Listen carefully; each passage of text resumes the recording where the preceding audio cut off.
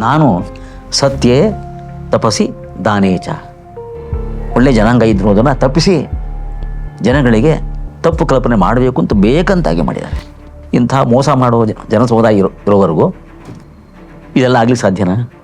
ಅದು ಹಿಂದೂ ಧರ್ಮ ಅಂತ ಹೇಳ್ಕೊಂಡು ತಲೆಗೆ ನಾನು ಹಿಂದೂ ಧರ್ಮದಲ್ಲಿ ಸಾಯಬಾರ್ದು ನಾನು ಅಂತ ಹೇಳ್ಕೊಂಡ್ರಂತೆ. ಹಿಂದೂ ಧರ್ಮದಲ್ಲಿ ತಾನು ಸಾಯಬಾರ್ದು, ಅದಕ್ಕೆ ಬೌದ್ಧ ಧರ್ಮಕ್ಕೆ ಹೋದ್ರಂತೆ. ಹಿಂದೂ ಧರ್ಮವೇ ಇಲ್ಲೇ ಇರುವಾಗ ಈ ಥರ ಚಿಂತನೆ ಯಾಕೆ ಬಂತವ್ರಿಗೆ? ತುಂಬ ಮೇಧಾವಿ, ಭಾರಿ ಓದ್ಕೊಂಡವರು ಅಂಬೇಡ್ಕರ್ ಅವರು. ಮುಸಲ್ಮಾನರು ಈ ದೇಶದಲ್ಲಿ ಆಡಳಿತ ನಡೆಸಿದರು, ತುಂಬ ವಿಧ್ವಂಸಗಳನ್ನು ಮಾಡಿದರು, ಜನಗಳಿಗೆ ಹಿಂಸೆಯನ್ನು ಮಾಡಿದರು. ಎಲ್ಲ ಚರಿತ್ರೆ ಇದಾವೆಲ್ಲ, ವಿತ್ ಪ್ರೂಫ್ ಇದೆ. ಹಾಗಂತ ಅದನ್ನೇ ಮನಸ್ಸಲ್ಲಿ ಇಟ್ಕೊಂಡು ಇವತ್ತಿನ ಮುಸ್ಲಿಮರನ್ನ ಹೇಟ್ ಮಾಡಬೇಡಿ, ಇವ್ರ ಕಾರಣ ಅಲ್ಲ ಅದಕ್ಕೆ, ಅವ್ರು ಯಾರು ಮಾಡಿದ್ದಕ್ಕೆ ಇವರೇ ಕಾರಣ ಆಗಬೇಕು. ಸತ್ಯ. ಇವ್ರನ್ನ ಸರಿಯಾಗಿ ನೋಡ್ಕೊಳ್ಳಿ. ಈ ಸಿಂಪಲ್ ಲಾಜಿಕ್ ನನಗೆ ಅರ್ಥ ಆಯಿತು, ಉಳಿದವರಿಗೆ ಅರ್ಥ ಆಗ್ತಿಲ್ಲ. ನೋಡ್ಕೊತಾ ಇದ್ದಾರೆ ವೋಟ್ ಬ್ಯಾಂಕು. ಅದಕ್ಕೆ ಈ ಪೊಲಿಟಿಕಲ್ ಸಿಸ್ಟಮ್ ಇರುವಾಗ ಸರಿ ಹೋಗಲ್ಲ. ಇದು ವೋಟ್ ಬ್ಯಾಂಕ್ ಬಿಲ್ಡಪ್ ಮಾಡಬೇಕು. ತುಂಬ ಹೃದಯದ ಕೃತಜ್ಞತೆಗಳನ್ನು ಹೇಳ್ತಾ ಇದ್ದೀನಿ. ಇದು ನನ್ನ ಪ್ರತಿಕ್ರಿಯೆ. ನೀವು ಇಂಥ ವಿಷಯಗಳನ್ನು ಜನಗಳಿಗೆ ತಲುಪಿಸ್ಬೇಕು ಅಂತ ಇಂಥ ಪ್ರಯತ್ನ ಮಾಡ್ತಾ ಇದ್ದೀರಿ. ಇಂಥ ಪ್ರಯತ್ನಶೀಲರು ಇರೋದರಿಂದ ಇಂಥ ವಿಷಯಗಳು ಹೆಚ್ಚೆಚ್ಚು ಜನಗಳಿಗೆ ಮುಟ್ಟಿ ಮುಂದಿನ ಜನಾಂಗ ಸ್ವಲ್ಪ ಸುಧಾರಣೆ ಆದೀತು ಅಂತ.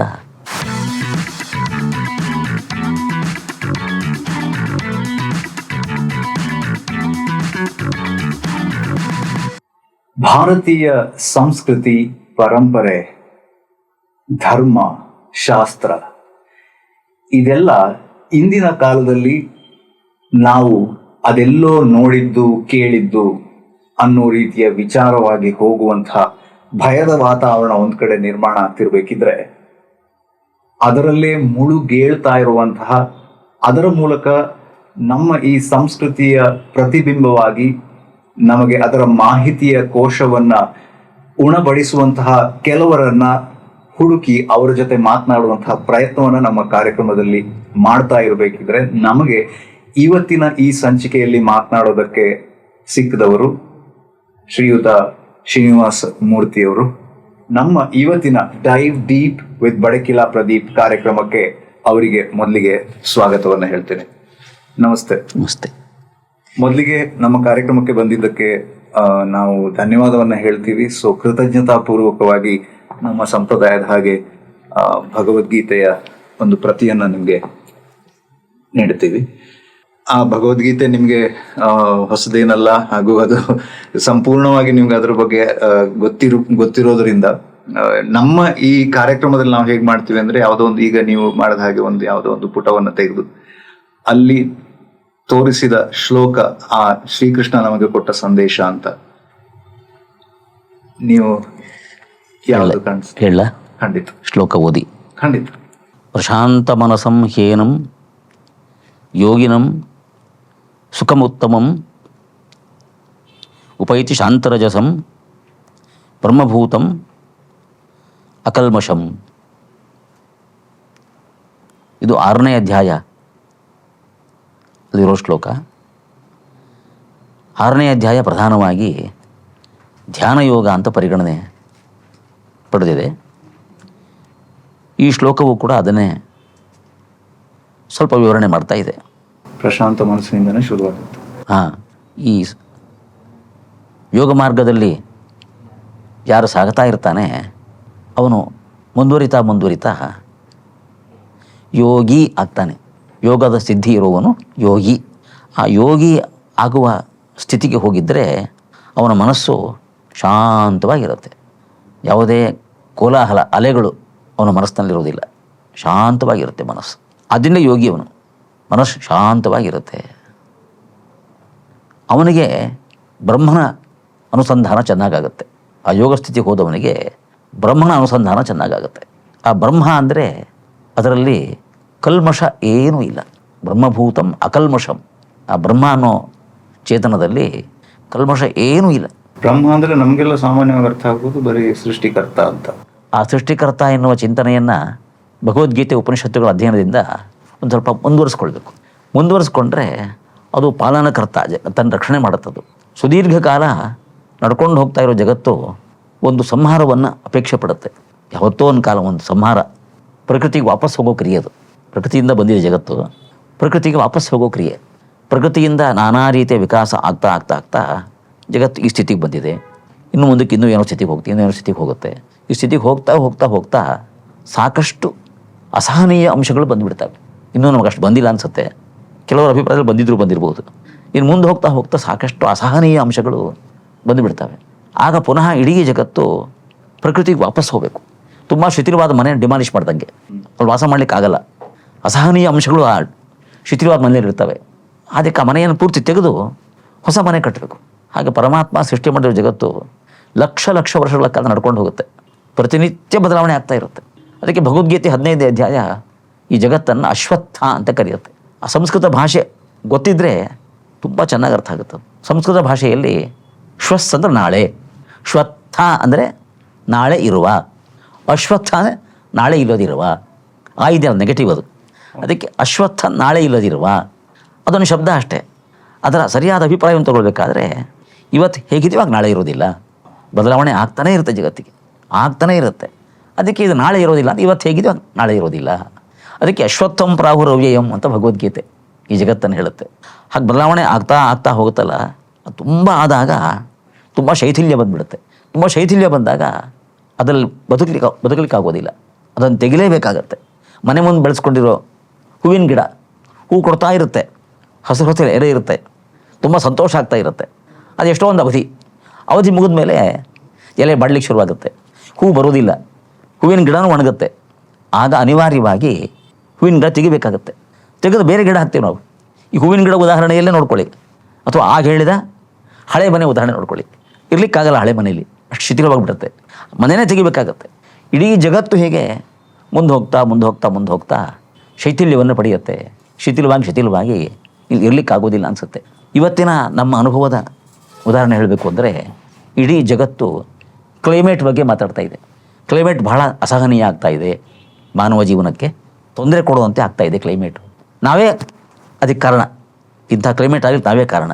ಭೂಮಿಯಿಂದ ಸಿಗ್ತಾ ಇರೋ ಎಣ್ಣೆ, ಕ್ರೂಡ್ ಆಯಿಲ್, ಅದನ್ನು ಎತ್ತಿ ಅದನ್ನು ನಾನಾ ರೀತಿ ಸಂಸ್ಕಾರ ಮಾಡಿ ಪೆಟ್ರೋಲು ಡೀಸೆಲ್ಲು ಅಂತೆಲ್ಲ ಬಳಸಿ ಅದರ ಹೊಗೆ ವಾತಾವರಣದಲ್ಲಿ ಸೇರಿ ನಮಗೆ ಜಗತ್ತು ಅಸಹನೀಯ ಆಗಿದೆ ಇವತ್ತು. ಸ್ವಯಂಕೃತ ಅಪರಾಧ. ಅದನ್ನು ವಾಪಸ್ ಹೋಗ್ಬೇಕು ಇವಾಗ. ಅದು ಕನ್ನಡ ಭಾಷೆಯವರು ಹುಲಿ ಮೇಲೆ ಕೂತ್ಕೊಂಡ ಒಂದು ಸಮಸ್ಯೆ ಅಂತಂತಾರೆ. ಹೇಗೋ ಹುಲಿ ಮೇಲೆ ಕೂತ್ಕೊಂಡಿದ್ದಾನೆ, ಇಳಿಲಿಕ್ಕಾಗೋದಿಲ್ಲ, ಇಳಿದು ಹುಲಿ ತಿಂದಾಕ್ಬಿಡುತ್ತೆ. ಇಳಿಬೇಕು ಅಂತ ಆಸೆ, ಭಾಳ ಹೊತ್ತು ಕೂತ್ಕೊಳ್ಳಿಕ್ಕಾಗಲ್ಲ, ಇಳಿಲಿಕ್ಕಾಗೋದಿಲ್ಲ. ಅಂತಹ ಸಮಸ್ಯೆ ಜಗತ್ತಿಗೆ ಬಂದಿದೆ ಇವಾಗ. ಈ ಫಾಸಿಲ್ ಫ್ಯೂಯಲ್ಗಳನ್ನು ಉಪಯೋಗಿಸಿದ್ದಕ್ಕೆ ಅಂತಹ ಸಮಸ್ಯೆ ಬಂದಿದೆ. ಒಂದು ಕಾಲದಲ್ಲಿ ಭಾರತ ಭೂಮಿ ಇಲ್ಲಿ ಆಹಾರ ಉತ್ಪತ್ತಿ ಕಡಿಮೆ ಇತ್ತು, ಎಲ್ಲ ಜನಕ್ಕೂ ಸಾಕಾಗ್ತಿರ್ಲಿಲ್ಲ, ಬೇರೆ ದೇಶಗಳಿಂದ ಆಮದು ಮಾಡ್ಕೊಳ್ತಾ ಇದ್ದರು. ಅಂತಹ ಕಾಲ ಇದ್ದಾಗ ಯಾರೋ ಕೃಷಿ ತಜ್ಞರಿಗೆ ಇದಕ್ಕೊಂದು ಪರಿಹಾರ ಕೊಡಿ ಅಂತ ಹೇಳಿದ್ದಕ್ಕೆ ಕೆಮಿಕಲ್ ಫರ್ಟಿಲೈಸರ್ಸ್ನ ಮಾಡಿಕೊಟ್ರು. ಭೂಮಿಗೆ ಕೆಮಿಕಲ್ ಫರ್ಟಿಲೈಸರ್ಸ್ ಹಾಕಿ ಚೆನ್ನಾಗಿ ಆಹಾರೋತ್ಪತ್ತಿ ಆಯಿತು, ಸಮೃದ್ಧಿ ಆಯಿತು, ಸರ್ಪ್ಲಸ್ ಆಯಿತು. ಆದರೆ ಭೂಮಿಯ ಮಣ್ಣಿನ ಗುಣ ಹೋಗಿದೆ. ಮುಂದೆ ಆಹಾರ ಬೆಳೆಯಲಿಲ್ಲ ಅಂತ ಆಗುತ್ತೆ. ಬೆಳೆಯುವ ಆಹಾರದಲ್ಲಿ ಕೆಮಿಕಲ್ಸ್ ಇದೆ, ಆದ್ದರಿಂದ ಆಹಾರ ತಿನ್ನೋ ಮನುಷ್ಯನಿಗೆ ಅದರಿಂದ ಹಾನಿ ಇದೆ, ಏನೇನೋ ತೊಂದರೆ ಇದೆ. ನನಗೊಬ್ಬರು ಹೋಮಿಯೋಪತಿ ಡಾಕ್ಟರ್ ಹೇಳಿದರು, 10 ವರ್ಷಕ್ಕಿಂತ ಕೆಳಗಿನ ಹುಡುಗಿಯರು ಮುಟ್ಟಾಗ್ತಾ ಇದ್ದಾರೆ ಅಂತ. ಯಾಕೆ ಆಗ್ತಾ ಇದ್ದಾರೆ? ಈ ಕುಡಿಯೋ ಹಾಲಿನಿಂದ ಅಂತ. ಹಸುಗಳಿಗೆ ಹಾರ್ಮೋನ್ ಇಂಜೆಕ್ಷನ್ ಕೊಟ್ಟಿರ್ತಾರಂತೆ, ಜಾಸ್ತಿ ಹಾಲು ಬರಬೇಕು ಅಂತ. ಆ ಹಾರ್ಮೋನ್ ಎಫೆಕ್ಟ್ ಅಂತೆ ಈ ಹುಡುಗಿಯರಿಗೆ ಹಿಂಗೆ ಆಗ್ತಾ ಇರೋದು. ಯಾರು ಆಲೋಚನೆ ಮಾಡ್ತಾರೆ ಇದನ್ನು? ಯಾರೋ ಡಾಕ್ಟ್ರು ಇದನ್ನು ಹೇಳಿದರೆ ಆ ಡಾಕ್ಟ್ರ್ ತಲೆ ಸರಿ ಇಲ್ಲ ಅಂತೀವಿ ನಾವು ಅಷ್ಟೇ. ಅದೇ ಕಾರಣ ಅಂತೆ ಹುಡುಗಿಯರು ಬೇಗ ರಜಸ್ವಯರಾಗಲಿಕ್ಕೆ, ಅದೇ ಕಾರಣ ಅಂತೆ. ಇಷ್ಟು ಅನಾಹುತ ನಾವೆಲ್ಲ ಮಾಡ್ಕೊಳ್ತಾ ಇದ್ದೀವಿ. ಇಷ್ಟು ಅನಾಹುತ ಆದಾಗ ಇನ್ನೂ ಅಸಹನೀಯ ಸ್ಥಿತಿಗೆ ಹೋದಾಗ ಜಗತ್ತು ಮತ್ತು ವಾಪಸ್ ಹೋಗಲೇಬೇಕಾಗುತ್ತೆ. ಅದನ್ನು ನಮ್ಮ ಭಗವದ್ಗೀತೆ ಉಪನಿಷತ್ತುಗಳ ಭಾಷೆಯಲ್ಲಿ ಸಂಹಾರ ಶಬ್ದಕ್ಕೆ ಇವತ್ತಿನ ಭಾಷೆಯಲ್ಲಿ ಹೇಳಬೇಕು ಅಂದರೆ ರಿಟರ್ನಿಂಗ್ ಟು ಪ್ರಕೃತಿ ಅಂತ ಅರ್ಥ, ಫೋಲ್ಡಿಂಗ್ ಅಪ್ ಅಂತ ಅರ್ಥ. ಬಟ್ ಅದೊಂದು ಪ್ರೋಸೆಸ್ ಆ್ಯಂಡ್ ನ್ಯಾಚುರಲ್ ಆಗಲೇಬೇಕು. ಬದುಕಲಿಕ್ಕಾಗಲ್ಲ, ಅದೇ ಹಿಂದಕ್ಕೆ ಹೋಗಲೇಬೇಕು. ಪ್ರಕೃತಿಗೆ ವಾಪಸ್ ಹೋಗಿ ದೀರ್ಘಕಾಲ ಅದೇ ಸ್ಥಿತಿಯಲ್ಲಿ ಇದ್ದು ಪ್ರಕೃತಿಯಲ್ಲೇ ಇದ್ದು ಅದರೊಳಗೆ ಎಲ್ಲ ರಿಜುವಿನೇಷನ್ ಆಗಬೇಕು. ರಿಜುವಿನೇಷನ್ ಆಗಿ ಎಲ್ಲ ಪೋಷಕಾಂಶಗಳು ಶಕ್ತಿಗಳು ಹೊಸದಾಗಿ ಕುಡ್ಕೋಬೇಕು. ಅದಕ್ಕೆ 100 ವರ್ಷ ಆಗುತ್ತೆ.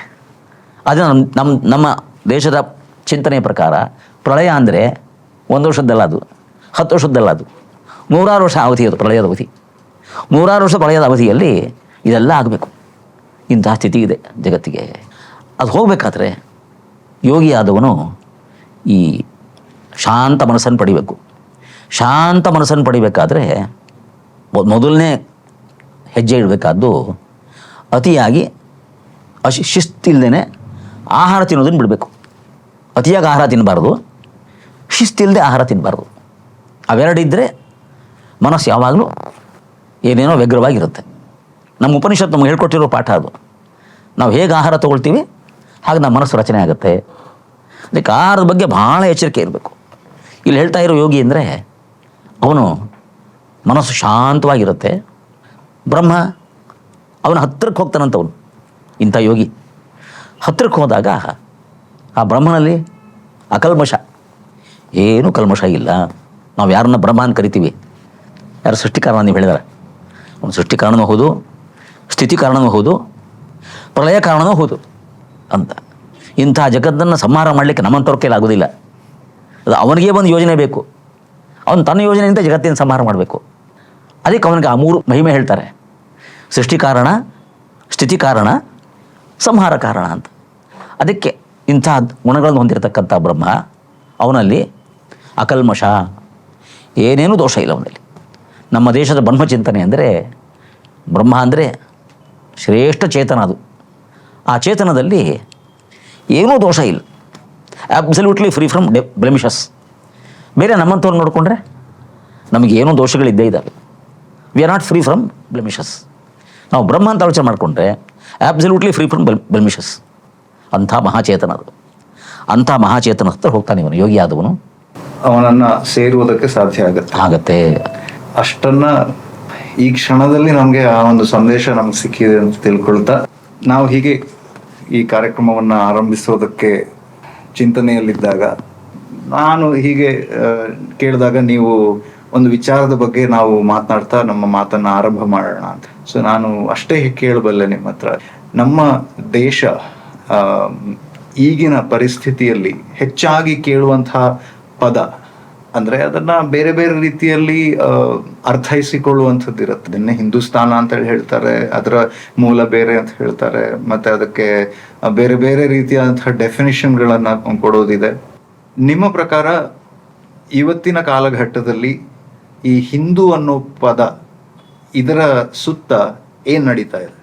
ಈ ಪ್ರಶ್ನೆಗೆ ಉತ್ತರ ಕಂಡುಕೊಳ್ಳಿಕ್ಕೆ ಸ್ವಲ್ಪ ಚರಿತ್ರೆಯನ್ನೇ ನೋಡಬೇಕಾಗತ್ತೆ. ಅದು ಬಿಟ್ಟು ಹೇಳಲಿಕ್ಕಾಗೋದಿಲ್ಲ ಉತ್ತರ ಇದಕ್ಕೆ.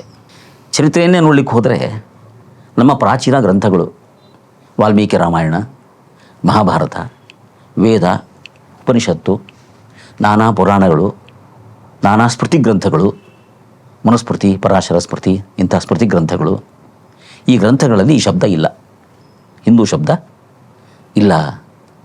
ಪ್ರಾಚೀನರು ಈ ಶಬ್ದ ಬಳಸ್ತಿರಲಿಲ್ಲ.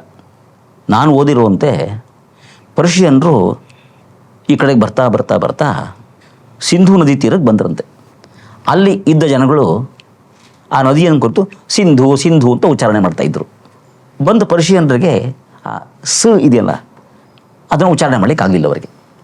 ಸ ಉಚ್ಚಾರಣೆ ಮಾಡಲಿಕ್ಕಾಗದೇ ಅವರು ಅದನ್ನು ಹ ಅಂತ ಕಿವಿ ಕೇಳಿಸ್ಕೊಂಡ್ಬಿಟ್ರು ಆ ಪರ್ಷಿಯನ್ರು. ಅಂದರೆ ಅವರು ಅದನ್ನು ಹಿಂದೂ ಅಂತ ಉಚ್ಚಾರಣೆ ಮಾಡಿದರು. ಇಲ್ಲಿ ಮೂಲ ನಿವಾಸಿಗಳು ಸಿಂಧೂ ನಾಗರಿಕತೆಯವರು ಸಿಂಧು ಸಿಂಧು ಅಂತ ಹೇಳ್ತಾ ಇದ್ದರೆ ಅವ್ರಿಗೆ ಸ ಉಚ್ಚಾರಣೆ ಮಾಡಲಿಕ್ಕಾಗ್ದೇ ಹು ಅಂತ ಅವರು ಕಿವಿ ಕೇಳಿಸ್ಕೊಂಡು ಅವರು ಅದನ್ನು ಹಿಂದೂ ಅಂತ ಉಚ್ಚಾರಣೆ ಮಾಡಿದರು ಅಂತ ನಾನು ಓದಿರೋ ವಿಷಯ ಇದು. ಆ ಮೂಲದಿಂದ ಹೋದರೆ ಹಿಂದೂ ಶಬ್ದ ಯಾರಿಗೆ ಅನ್ವಯ ಆಗಬೇಕು? ಮೊದಲು ನದಿಗೆ ಅನ್ವಯ ಆಗಬೇಕು. ಸಿಂಧೂ ನದಿ ನಾವು ಹೇಳ್ತೀವಿ, ಅವ್ರು ಹಿಂದೂ ನದಿ ಅಂತ ಹೇಳ್ತಾರೆ. ಶಬ್ದೋಚ್ಚಾರಣೆ ಕ್ಲೇಶದಿಂದ ಆಗಿದ್ದಷ್ಟೇ ಅದು, ಹಿಂದೂ ನದಿ ಅಂತ. ಆಮೇಲೆ ಮುಂದೆ ನಾನು ಹದ್ದಕ್ಕೆ ಹೋದರೆ ನಾಗರಿಕತೆಯನ್ನು ನದಿಗಳ ಹೆಸರನ್ನು ನಾವು ಗುರುತಿಸ್ಕೊಂಡಿದ್ದೀವಿ. ಸಿಂಧೂ ನಾಗರಿಕತೆ ಅಂತ ಗುರುತಿಸ್ಕೊಂಡಿದ್ದೀವಿ. ಸಿಂಧೂ ನಾಗರಿಕತೆಯಿಂದ ಏನು? ಸಿಂಧೂ ನದಿಯ ತೀರದಲ್ಲಿ ವಾಸ ಮಾಡುವ ಜನಗಳ ಜೀವನ ಪದ್ಧತಿ, ಹೌದಾನೆ? ಸಿಂಧೂ ನಾಗರಿಕತೆ ಅಂದರೆ ಸಿಂಧೂ ನದಿಯ ಪ್ರದೇಶದಲ್ಲಿ ವಾಸ ಮಾಡುವ ಜನಗಳ ಜೀವನ ಪದ್ಧತಿ ಅಂತ ಸಿಂಧೂ ನಾಗರಿಕತೆ ಅಂದರೆ. ಆವಾಗ ಸಿಂಧೂ ಅಂದರೆ ಏನು? ಅವ್ರ ಪ್ರಕಾರ ಹಿಂದೂ, ಪರ್ಷಿಯನ್ರ ಪ್ರಕಾರ ಹಿಂದೂ. ಅದು ಹಿಂದೂ ಅಂದರೆ ಏನು? ಒಂದು ಭೂಪ್ರದೇಶ, ಆ ನದಿ ತೀರದಲ್ಲಿರ್ತಕ್ಕಂಥ ಭೂಪ್ರದೇಶ. ಅದನ್ನು ಸ್ವಲ್ಪ ಹೆಚ್ಚಿಗೆ ಮಾಡ್ಕೊಳ್ತಾ ಹೋಗಿದ್ದಾರೆ. ಆಮೇಲೆ ಆ ಭೂಪ್ರದೇಶ ವ್ಯಾಪ್ತಿ ವಿಸ್ತಾರ, ಜಿಯಾಗ್ರಫಿಕಲ್ ಎಂಟಿಟಿ, ವ್ಯಾಪ್ತಿ ವಿಸ್ತಾರ ಆಗಿದೆ. ಆಮೇಲೆ ಜಿಯಾಗ್ರಫಿಕಲ್ ಎಂಟಿಟಿ, ಆ ಜಿಯಾಗ್ರಫಿಕಲ್ ಎಂಟಿಟಿಗೆ ಹಿಂದೂ ಶಬ್ದ. ಅದಕ್ಕೆ ಹಿಂದೂಸ್ತಾನ. ಸ್ಥಾನ ಅಂದ್ರೇನು? ಜಾಗ, ಜಾಗ. ಭೂಮಿ. ಹಿಂದೂಸ್ಥಾನ ಅಂದರೆ ಹಿಂದೂ ಹೆಸರಿನ ಭೂಮಿ ಅಂತ ಅರ್ಥ. ಆ ಹಿಂದೂಸ್ಥಾನ ಅಂತ ಆಮೇಲೆ ಬಳಕೆಗೆ ಬಂತು. ಅದು ಸರಿ. ಆ ಭೂಪ್ರದೇಶ ಎಷ್ಟು ಅದೇನೇನೋ ಕಾರಣಕ್ಕಾಗಿ ಈ ಕನ್ಯಾಕುಮಾರಿವರೆಗೂ ಬಂದುಬಿಟ್ಟಿದೆ. ಅಲ್ಲಿಗೆ ನಿಂತ್ಕೋಬೇಕಾಗಿತ್ತು ಅದು.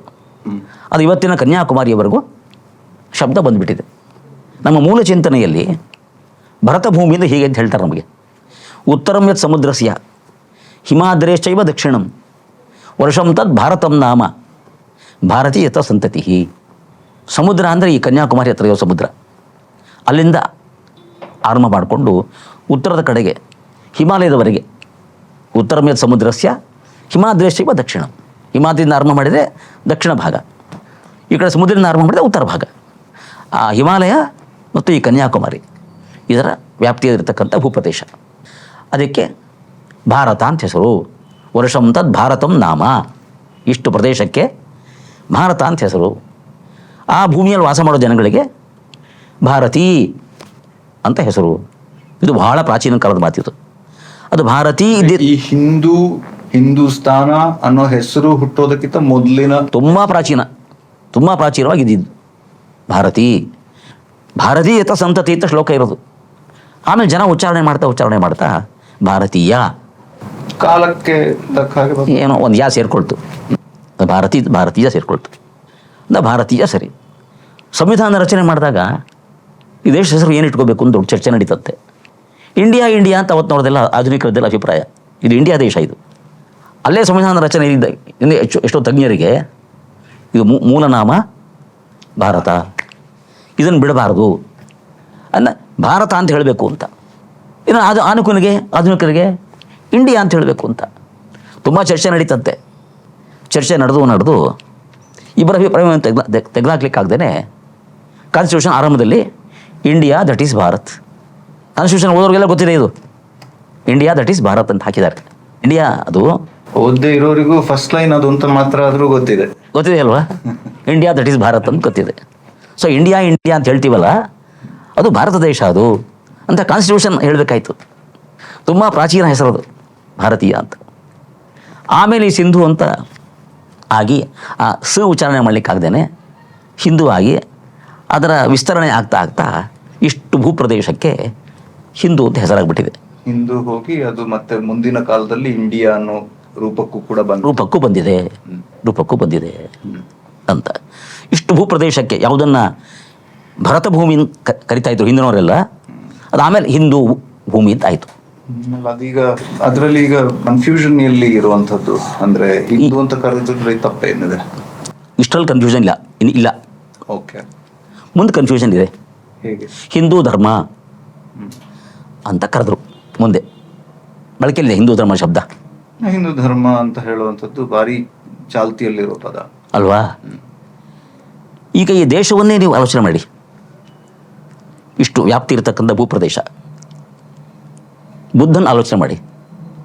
ಬುದ್ಧ ಹುಟ್ಟಿದ್ದು ಈ ದೇಶದಲ್ಲೋ ಪರದೇಶದಲ್ಲೋ? ಈ ಭೂಮಿಯಲ್ಲೇ ಬುದ್ಧ ಹುಟ್ಟಿದ್ದು. ಜೈನ ಧರ್ಮದ ಪ್ರವರ್ತಕ ಇದೇ ಭೂಮಿಯಲ್ಲೇ ಹುಟ್ಟಿದ್ದು. ಚಾರ್ವಾಕ ಇದೇ ಭೂಮಿಯಲ್ಲೇ ಹುಟ್ಟಿದ್ದು. ಈ ಭೂಮಿ ಎಲ್ಲ ಚಿಂತನೆಗಳಿಗೂ ಅವಕಾಶ ಕೊಟ್ಟಿರೋ ಭೂಮಿ ಅದು. ಯಾವುದೋ ಒಂದೇ ಚಿಂತನೆ ಇರಬೇಕು, ಉಳಿದವರೆಲ್ಲ ಸತ್ತೋಬೇಕು ಅಂತ ಈ ಭೂಮಿಯನ್ನು ಆಲೋಚನೆ ಮಾಡಿಲ್ಲ. ಎಲ್ಲ ಚಿಂತನೆಗಳಿಗೂ ಅವಕಾಶ ಕೊಟ್ಟಿದೆ ಈ ಭೂಮಿ. ಹಿಂದೂಸ್ಥಾನ ಅಂತ ಹೇಗಾಯಿತು ಅಂತ ಒಂದು ಚಿಂತನೆ ಮಾಡಿದ್ವಿ ಇಲ್ಲಿವರೆಗೂ. ಈ ಹಿಂದೂ ಭೂಮಿ ಅಂತ ಏನು ಇದೆ, ಬುದ್ಧ ಇಲ್ಲಿಯವನು, ಬುದ್ಧನ ತಂದೆ ತಾಯಿ ಅವ್ರ ಹಿಂದೂ ಎಲ್ಲ ಇಲ್ಲಿಯವರೇ, ಹೊರಗದವರಿಂದ ಬಂದಲ್ಲ. ಜೀನ ಮಹಾವೀರ ಅವರ ಪರಂಪರೆ ಎಲ್ಲ ಇಲ್ಲಿಯವರೇ.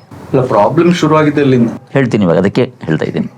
ಕುತೂಹಲ ಅದು ಹೇಳ್ತಿದ್ದೀವಿ, ಅದಕ್ಕೋಸ್ಕರ ಇದು ಹಿನ್ನೆಲೆ ಹಾಕೋತಾ ಇದ್ದೀನಿ. ಚಾರ್ವಾಕರು ಅಂದರೆ ದೇವರಿಲ್ಲ ಅಂತ ಹೇಳೋದು, ನಾಸ್ತಿಕರು ಅಂತ ನಾವು. ಚಾರ್ವಾಕರು ಅಂದರೆ ಅವರು ಇಲ್ಲಿಯವರೇ. ಶೈವರು ಇಲ್ಲಿಯವರೇ, ವೈಷ್ಣವರು ಇಲ್ಲಿಯವರೇ. ಇವೆಲ್ಲ ಬೇರೆ ಬೇರೆ ಆಲೋಚನೆ ವಿಧಾನಗಳು ಎಲ್ಲ ಈ ಭೂಮಿಯಲ್ಲೇ ಉಗಮ ಆಗಿದ್ದು. ಬುದ್ಧನಿಂದ ಉಗಮ ಆಗಿದ್ದು ಒಂದು ಆಲೋಚನೆ, ಮಹಾವೀರನ ಉಗಮ ಆಗಿದ್ದು ಒಂದು ಆಲೋಚನೆ, ಹೀಗೆ ಎಲ್ಲ ಈ ಭೂಮಿಯಲ್ಲಿ ಉಗಮ ಆಗಿದ್ದು. ಅದಕ್ಕೆ ನಾವು ಈ ಭೂಮಿಯ ಜನ ಸಮುದಾಯ ಇದನ್ನು ಬಹುತ್ವ ಇರೋ ದೇಶ ಅಂತ ಕರಿತೀವಿ. ಇಂಗ್ಲೀಷ್ ಭಾಷೆಯಲ್ಲಿ ಪ್ಲೂರಲಿಸಮ್. ಇಲ್ಲಿ ಒಂದೇ ಜೀವನ ಪದ್ಧತಿ, ಒಂದೇ ಚಿಂತನೆ ಈ ದೇಶದಲ್ಲಿ ಎಂದೂ ಬೆಳೆದು ಬಂದಿಲ್ಲ. ಬಹುಶಃ ಬೇರೆ ದೇಶಗಳಲ್ಲಿ ಒಂದೇ ಚಿಂತನೆ, ಅದಕ್ಕೆ ವಿರುದ್ಧವಾಗಿದ್ದರೆ ಅದನ್ನು ನಾಶ ಮಾಡೋ ಪ್ರಯತ್ನ ನಡೆದಿದೆ. ಈ ದೇಶದಲ್ಲಿ ಮಾತ್ರ ಎಲ್ಲ ಚಿಂತನೆಗಳಿಗೂ ಅವಕಾಶ ಸಿಕ್ಕಿದೆ. ಕಾಲಾನಂತರದಲ್ಲಿ ಬೇರೆ ದೇಶದಿಂದ ಬಂದವರು, ಇಲ್ಲೇ ಸೆಟ್ಲ್ ಆದವರು, ಅವ್ರದ್ದೇ ಚಿಂತನೆಗಳು, ಅದಕ್ಕೂ ಅವಕಾಶ ಕೊಟ್ಟಿದೆ ಈ ದೇಶ. ಆದ್ದರಿಂದ ಇದು ಹಿಂದೂ ಭೂಮಿ, ಹಿಂದೂಸ್ತಾನ. ಈಕೆ ಈ ಹಿಂದೂ ಭೂಮಿಗೆ ಹಿಂದೂ ಧರ್ಮ ಅಂತ ಯಾವುದೂ ಇಲ್ಲ. ಹಿಂದೂ ಎನ್ನುವ ಹೆಸರಿನಲ್ಲಿ ಒಂದು ಧರ್ಮ ಯಾವುದೂ ಇಲ್ಲ. ಇಷ್ಟೊಂದು ಧರ್ಮಗಳಿದೆ, ಯಾವುದು ಹಿಂದೂ ಧರ್ಮ ಅಂತ ಪ್ರಶ್ನೆ ಕೇಳಿಕೊಂಡ್ರೆ, ವಿದ್ಯಾರ್ಥಿಗಳು ಪ್ರಶ್ನೆ ಕೇಳಿದರೆ ಹಿಂದೂ ಧರ್ಮ ಯಾವುದು? ಹಿಂದೂ ದೇಶದಲ್ಲಿ ಉಗಮವಾದ ಎಲ್ಲ ಧರ್ಮಗಳು ಹಿಂದೂ ಧರ್ಮವೇ. ಯಾವುದನ್ನು ಒಂದು ಕಡೆ ಬೆರಳು ಮಾಡಿ ಇದು ಹಿಂದೂ ಧರ್ಮ ಅಂತ ಹೇಳಲಿಕ್ಕೆ ಬರೋದೇ ಇಲ್ಲ. ಆದ್ದರಿಂದ ಹಿಂದೂ ಹೆಸರಿನಲ್ಲಿ ಯಾವ ಧರ್ಮವೂ ಇಲ್ಲ. ಹಿಂದೂ ಧರ್ಮ ಅಂತ ಹೇಳಬಾರ್ದು. ಹಿಂದೂ ಭೂಪ್ರದೇಶ, ಹಿಂದೂಸ್ತಾನ. ಹಿಂದೂ ಧರ್ಮ ಅನ್ನೋದು ಕಾಂಟ್ರವರ್ಸಿ ಆಗುತ್ತೆ, ಕನ್ಫ್ಯೂಷನ್ ಆಗುತ್ತೆ. ಅಂದರೆ ಈ ಹಿಂದುತ್ವ ಅಂತ ಬಂದ್ಬಿಟ್ಟಿದೆಯಲ್ಲ, ಇದು ಸಂಸ್ಕೃತ ಭಾಷೆ ಗೊತ್ತಿದ್ದವ್ರು ಹೇಳಲಿಕ್ಕೆ ಬರುತ್ತೆ, ಉಳಿದವ್ರು ಹೇಳಲಿಕ್ಕೆ ಬರೋದಿಲ್ಲ. ಸಂಸ್ಕೃತ ಭಾಷೆ ಗೊತ್ತಿದ್ದವರಿಗೆ ಹಿಂದೂ ಜನಗಳ ಮನೋಧರ್ಮ ಅಂದರೆ ಹಾಗಿದ್ರೆ ಮತ್ತೆ ಅವರೇ ಅದೇ ಎಲ್ಲರೂ ಕೂಡ ಎಲ್ಲರೂ ಸೇರ್ತಾರೆ. ಈ ಭರತ ಭೂಮಿ ಅಂತ ಮೊದಲೇನು ಅರ್ಥ ಮಾಡ್ಕೋತೀವಿ, ಈ ಭರತ ಭೂಮಿ ಅಂತ ಯಾವುದನ್ನು ಗುರುತು ಮಾಡ್ಕೊಳ್ತೀವಿ, ಅಲ್ಲಿಂದ ಇಲ್ಲಿ ವಾಸ ಮಾಡಿಕೊಂಡ್ರು ಜನಗಳು. ನಾವು ಇತ್ತಿನ ಚರಿತ್ರೆಯಲ್ಲಿ ಮೂಲ ನಿವಾಸಿಗಳು ಕರಿತೀವಿ. ಆ ಶಬ್ದ ಕರಿಬೇಕೋ ಬೇಡವೋ ಗೊತ್ತಿಲ್ಲ ನನಗೆ. ಅಂತೂ ಭರತ ಭೂಮಿ ನಾವು ಕರಿತೀವಲ್ಲ, ಆ ಪರ್ಷಿಯನ್ರು ಇಲ್ಲಿ ಬಂದ್ರಲ್ಲ, ಅದಕ್ಕೆ ಮೊದಲಿಂದ ಮುಸಲ್ಮಾನರು ಎಲ್ಲಿಂದಲೂ ಬಂದರು ಅಂತಾನೆ ನಿಶ್ಚಯ ಇರೋದು. ಅದಕ್ಕಿಂತ ಮೊದಲು ಕ್ರಿಶ್ಚಿಯನ್ಸ್ ಬಂದರು, ಅದಕ್ಕಿಂತ ಮೊದಲು ಇಲ್ಲಿ ಯಾರು ವಾಸ ಮಾಡ್ಕೊಂಡಿದ್ರು, ಅದಕ್ಕಿಂತ ಮೊದಲು ಇಲ್ಲಿ ವಾಸ ಮಾಡ್ಕೊಂಡಿದ್ರಲ್ಲ, ಅವರು ಇಲ್ಲಿಯ ನಿವಾಸಿಗಳು, ಅವರೇ ಭಾರತೀಯರು. ಆರ್ಯನರು ಬಂದರು ಅಂತ ಒಂದು ಸುದ್ದಿ, ಶುದ್ಧಾಂಗ ತಪ್ಪು. ಅದನ್ನು ಆಮೇಲೆ ಪ್ರೂವ್ ಮಾಡಿದ್ದಾರೆ ತಪ್ಪು ಅಂತ. ಎಲ್ಲೋ ಇದ್ದರು ಆರ್ಯನರು ಅಂತ, ಅಲ್ಲಿಂದ ಬಂದರು ಅಂತ, ಅವರು ತಪ್ಪು ಅಂತ ಚರಿತ್ರೆಕಾರರೇ ಅದು ಪ್ರೂವ್ ಮಾಡಿದ್ದಾರೆ. ಅನ್ನೋದು ಅಲ್ವೇ ಅಲ್ಲ. ಇದೆಲ್ಲ ಯಾಕೆ ನಡೀತು, ಏನಿದು ಉತ್ತರ ಹೇಳೋದೇ ಕಷ್ಟ. ಯಾಕೆ ನಡೀತು ಉತ್ತರ ಹೇಳೋದೇ ಕಷ್ಟ. ಬೇರೆ ಬೇರೆ ಸ್ವಭಾವ ಜನಗಳಿಗೆ ಒಂದು ಚಿಂತನೆಯ ವಿರುದ್ಧ ಇರಬೇಕು ಅಂತ ಇನ್ನೊಬ್ರಿಗೆ ಅನಿಸುತ್ತದೆ. ಒಂದು ಚಿಂತನೆ ವಿರುದ್ಧ ಇರಬೇಕು ಅಂತ ಇನ್ನೊಬ್ರಿಗೆ ಅನಿಸುತ್ತೆ, ಸಹಜ. ಆದ್ದರಿಂದ ಹೀಗೆಲ್ಲ ಅನಿಸ್ಬಿಟ್ಟಿದೆ, ಒಂದು ಚಿಂತನೆ ವಿರುದ್ಧವಾಗಿರಬೇಕು. ಇಲ್ಲೇನು ಚಿಂತನೆ ಇತ್ತು ಅದಕ್ಕೆ ವಿರುದ್ಧವಾದ ಒಂದು ಥಿಯರಿ ಬಿಲ್ಡಪ್ ಮಾಡಬೇಕು. ಇಂಗ್ಲೀಷ್ನವ್ರಿಗೆ ಅನಿಸ್ತದು, ಇಲ್ಲೇನು ಮೂಲ ನಿವಾಸಿಗಳು ನಾವು ಕರಿತಾ ಇದ್ದೀವಿ, ಅವ್ರಿಗೆ ಯಾವುದೂ ಚಿಂತನೆ ಅಂತಿಲ್ಲ, ಜೀವನ ಪದ್ಧತಿ ಅಂತಿಲ್ಲ, ಇಲ್ಲಿ ಯಾರೂ ಇರಲಿಲ್ಲ, ವೇಕೆಂಟ್ ಲ್ಯಾಂಡ್ ಇದು. ಎಲ್ಲೋ ಆ ಕಡೆ ದೇಶದಿಂದ ಒಂದಷ್ಟು ಜನ ಇಲ್ಲಿ ಬಂದರು, ಅವರಿಗೆ ಆರ್ಯರು ಅಂತ ಹೆಸರು. ಅವರು ಬೇರೆ ಕಡೆಯಿಂದ ಬಂದವರೇ. ಅವ್ರು ಬರ್ಲಿಕ್ಕೆ ಮುಂಚೆ ವೇಕೆಂಟ್ ಲ್ಯಾಂಡ್ ಇದು. ಆದರೆ ಈ ಭೂಮಿ ಯಾರಿಗೂ ಸೇರಿದ್ದಲ್ಲ, ಯಾರೂ ಇಲ್ಲಿಯ ಮೂಲ ನಿವಾಸಿಗಳಲ್ಲ ಅಂತ ಮುಂದಿನ ಜನಾಂಗಕ್ಕೆ ತಲೆಯಲ್ಲಿ ಹಚ್ಚಬೇಕು. ನಮ್ಮದು ಅಂತ ಯಾರೂ ಹೇಳ್ಕೋಬಾರ್ದು. ಇದನ್ನು, ಇಂಥ ವಿಚಾರವನ್ನು ಮುಂದಿನ ಜನಾಂಗಕ್ಕೆ ತಲೆಯಲ್ಲಿ ಹಚ್ಚಬೇಕು. ಹಚ್ಚಿದರೆ ಇಂಗ್ಲೆಂಡ್ನವರು ಇರ್ಬೋದು, ಅವರು ನಮ್ಮ ಭೂಮಿ ಅಂತ ಹೇಳ್ಬೋದು, ಬೇರೆಯವರು ನಮ್ಮ ಭೂಮಿ ಅಂತ ಹೇಳ್ಬೋದು. ಅದಕ್ಕೆ ಅವಕಾಶ ಮಾಡಲಿಕ್ಕೋಸ್ಕರ ಇಂಥದ್ದೊಂದು ಥಿಯರಿ ಬಿಲ್ಡಪ್ ಮಾಡಿದರು. ಬಟ್ ಇದಕ್ಕೆ ಪ್ರೂಫ್ ಏನು ಅಂದರೆ, ನೀವು ಪ್ರೂವ್ ಮಾಡಿದ್ದಾರೆ ಅಂತ ಹೇಳಿದ್ರಲ್ಲ, ಈ ಥರ ಥಿಯರಿ ಆಗಿದೆ, ರಿಯಲ್ ಅಲ್ಲ ಅನ್ನೋದಕ್ಕೆ ಏನು? ತುಂಬ ಚರಿತ್ರೆ ಪುಸ್ತಕಗಳಿದೆ, ತುಂಬ ಓದಬೇಕಾಗತ್ತೆ. ಚರಿತ್ರೆ ಪುಸ್ತಕಗಳಲ್ಲಿ ಈ ಆರ್ಯ ಅನ್ನೋ ಹೆಸರಿದೆಯಲ್ಲ, ಅದು ಈ ಭರತ ಭೂಮಿ ಅಂತಿದೆಯಲ್ಲ, ಇದರಿಂದ ಆಚೆಗಿದ್ದ ಯಾವ ಜನಾಂಗಕ್ಕೂ ಇಲ್ಲ. ಅದು ನೀವು ಪುಸ್ತಕ ಓದಿ ಮನವರಿಕೆ ಮಾಡ್ಕೋಬೇಕು. ಆ ಕಡೆ ಈ ದೇಶ ಭರತ ಭೂಮಿ, ಇದರಿಂದ ಆಚೆಗಿದ್ದ ಜನಸಮೂಹ ಯಾರಿಗೂ ಆರ್ಯ ಅಂತ ಹೆಸರಿಲ್ಲ. ಅದು ಶುದ್ಧ ಸಂಸ್ಕೃತ ಪದ. ಅದು ಆರ್ಯ ಅನ್ನೋದು ಕೂಡ ಶುದ್ಧ ಸಂಸ್ಕೃತ ಪದವೇ ಅಂತ. ಸಂಸ್ಕೃತ ಭಾಷೆಯಲ್ಲಿ ಸಾಹಿತ್ಯದಲ್ಲಿ ಅದರ ಬಳಕೆ ನೋಡಬೇಕು, ಡಿಕ್ಷನರಿಗಳನ್ನು ನೋಡಬೇಕು. ನೋಡಿದರೆ ಆರ್ಯ ಅಂದರೆ ರೆಸ್ಪೆಕ್ಟಬಲ್. ಕೇಳಿದ್ದೀನಿ ನಾನು ಕೂಡ. ನಾನು ಸಂಸ್ಕೃತ ಜಾಸ್ತಿ ಕಲ್ತವನಲ್ಲ, ತಿಳಿದವನಲ್ಲ, ಬಟ್ ರೆಸ್ಪೆಕ್ಟಬಲ್ ಅಂತ ಅರ್ಥ. ಸೊ ಎನಿ ರೆಸ್ಪೆಕ್ಟಬಲ್ ಈಸ್ ಆರ್ಯ. ಇಂಥದ್ದನ್ನು ಯಾವುದೋ ಒಂದು ಜನಾಂಗಕ್ಕೆ ಹೆಸರಿಡ್ಲಿಕ್ಕಾಗತ್ತಾ? ಆರ್ಯ ಜನಾಂಗ ಅಂತ ಒಂದು ಹೆಸರಿಡ್ಲಿಕ್ಕಾಗತ್ತಾ? ಯಾವ ಜನಾಂಗಕ್ಕೂ ಆರ್ಯ ಅಂತ ಹೆಸರಿಲ್ಲ. ಈ ಭೂಮಿಯಲ್ಲಿ ವಾಸ ಮಾಡಿಕೊಂಡು ಎಲ್ಲ ಸಾಹಿತ್ಯ ಅವಲೋಕನ ಮಾಡಿದರೆ ಈ ಆರ್ಯ ಶಬ್ದ ಮಾನ್ಯ, ಪೂಜ್ಯ ಅನ್ನೋ ಅರ್ಥದಲ್ಲೇ ಬಳಕೆಗೆ ಬಂದಿದೆ. ಈ ದೇಶ ಸಂಸ್ಕೃತಿಯಲ್ಲಿ ಪತಿಯನ್ನು ಹೆಚ್ಚು ಆದರ ಮಾಡಬೇಕು ಅಂತ ಬಂದ್ಬಿಡೆ ಸಂಸ್ಕೃತಿ. ಆ ಸಂಸ್ಕೃತಿಯನ್ನು ಇಟ್ಕೊಂಡೇ ಪತಿಯನ್ನು ಕರೀಲಿಕ್ಕೆ ಒಂದು ಶಬ್ದವನ್ನು ನಮ್ಮ ಸಂಸ್ಕೃತ ಸಾಹಿತ್ಯ, ಕಾವ್ಯ, ನಾಟಕಗಳು ಏರ್ಪಾಡು ಮಾಡಿಕೊಂಡಿದ್ದಾರೆ. ಪತಿಯನ್ನು ಆರ್ಯಪುತ್ರ ಅಂತ ಶಬ್ದ ಹೇಳಿಸ್ಕೊಂಡಿದ್ದಾರೆ. ಆರ್ಯಪುತ್ರ ಅಂತ ಕರೆದಾಗ ಆ ಮಹಿಳೆ ತನ್ನ ಪತಿಯನ್ನು ಆರ್ಯಪುತ್ರ ಅಂತ ಕರಿಬೇಕಾದ್ರೆ, ಆರ್ಯ ಅಂದರೆ ಆ ಮಹಿಳೆಯ ಫಾದರ್ ಇನ್ ಲಾ, ಮಾವ, ಅವನ ಮಗ. ಸೊ ಎನಿ ಮಾವ ಇದು ಆರ್ಯ. ಎಷ್ಟು ಕಡೆ ಆ ಶಬ್ದ ಇದೆ. ಪೂಜ್ಯ ಅಂತ ಅರ್ಥ ಅಷ್ಟೇ. ಈ ಪೂಜ್ಯ ಅನ್ನೋ ಅರ್ಥದ ಶಬ್ದ ಯಾವುದಾದ್ರು ಜನಾಂಗಕ್ಕೆ ಅನ್ವಯ ಆಗಬೇಕಾ? ಇಷ್ಟು ಸಿಂಪಲ್ ಲಾಜಿಕ್ ಇದೆ. ಬಟ್ ಅಲ್ಲಿ ತನಕ ಆ ಯೋಚನೆ ತನಕ ಹೋಗದೇ ಇರೋ ಥರ ವ್ಯವಸ್ಥೆಗಳನ್ನು ಮಾಡಿದ್ದಾರೆ. ಈ ಪದ ಇವತ್ತು ಹೇಗೆ ಬಳಕೆ ಆಗ್ತಾ ಇದೆ? ಈ ಹಿಂದೂ ಅನ್ನೋ ಪದ ಇವತ್ತು ಯಾವ ಥರ ಬಳಕೆ ಆಗ್ತಾ ಇದೆ, ಎಲ್ಲಿ ಏನು ಇದಾಗ್ತಾ ಇದೆ, ಒಟ್ಟು ನಿಮ್ಮ ಅಂದ್ರೆ ಯೋಚನೆ ಅದರ ಸುತ್ತ ಏನಿದೆ? ಹಿಂದೂ ಧರ್ಮ ಅನ್ನೋ ಶಬ್ದ ಹೇಳ್ತಾರೆ. ಅದು ಯಾವ ಧರ್ಮ ಅಂತ ಕೇಳಿದರೆ ಸಾಮಾನ್ಯವಾಗಿ ಬ್ರಾಹ್ಮಣರ ಕಡೆ ತೋರಿಸ್ತಾರೆ.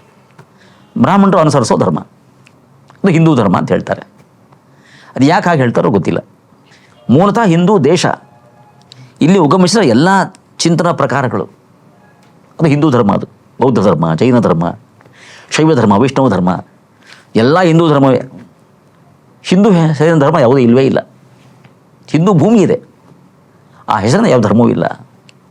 ಅದಕ್ಕೆ ಹಿಸ್ಟ್ರಿ ಆಫ್ ಇಂಡಿಯನ್ ಫಿಲಾಸಫಿ ಅಂತ ಪುಸ್ತಕಗಳನ್ನು 1960s 70s ಯಾರ್ಯಾರೋ ಬರೆದರು, ದೊಡ್ಡ ದೊಡ್ಡ ವ್ಯಕ್ತಿಗಳು. ಸರ್ವಪಲ್ಲಿ ರಾಧಾಕೃಷ್ಣನ್ ಕೇಳಿದ್ದೀರಾ? ಈ ದೇಶಕ್ಕೆ ರಾಷ್ಟ್ರಪತಿಯಾಗಿದ್ದವರು. ಅವರು ಹಿಸ್ಟ್ರಿ ಆಫ್ ಇಂಡಿಯನ್ ಫಿಲಾಸಫಿ ಬರೆದಿದ್ದಾರೆ. SN ದಾಸ್ಗುಪ್ತಾ ಅಂತ ಒಬ್ಬರು, ಅವರು 4 ವಾಲ್ಯೂಮ್, ಬೆಂಗಾಲ್ನವರು. ಹಿಸ್ಟ್ರಿ ಆಫ್ ಇಂಡಿಯನ್ ಫಿಲಾಸಫಿ ಬರೆದಿದ್ದಾರೆ.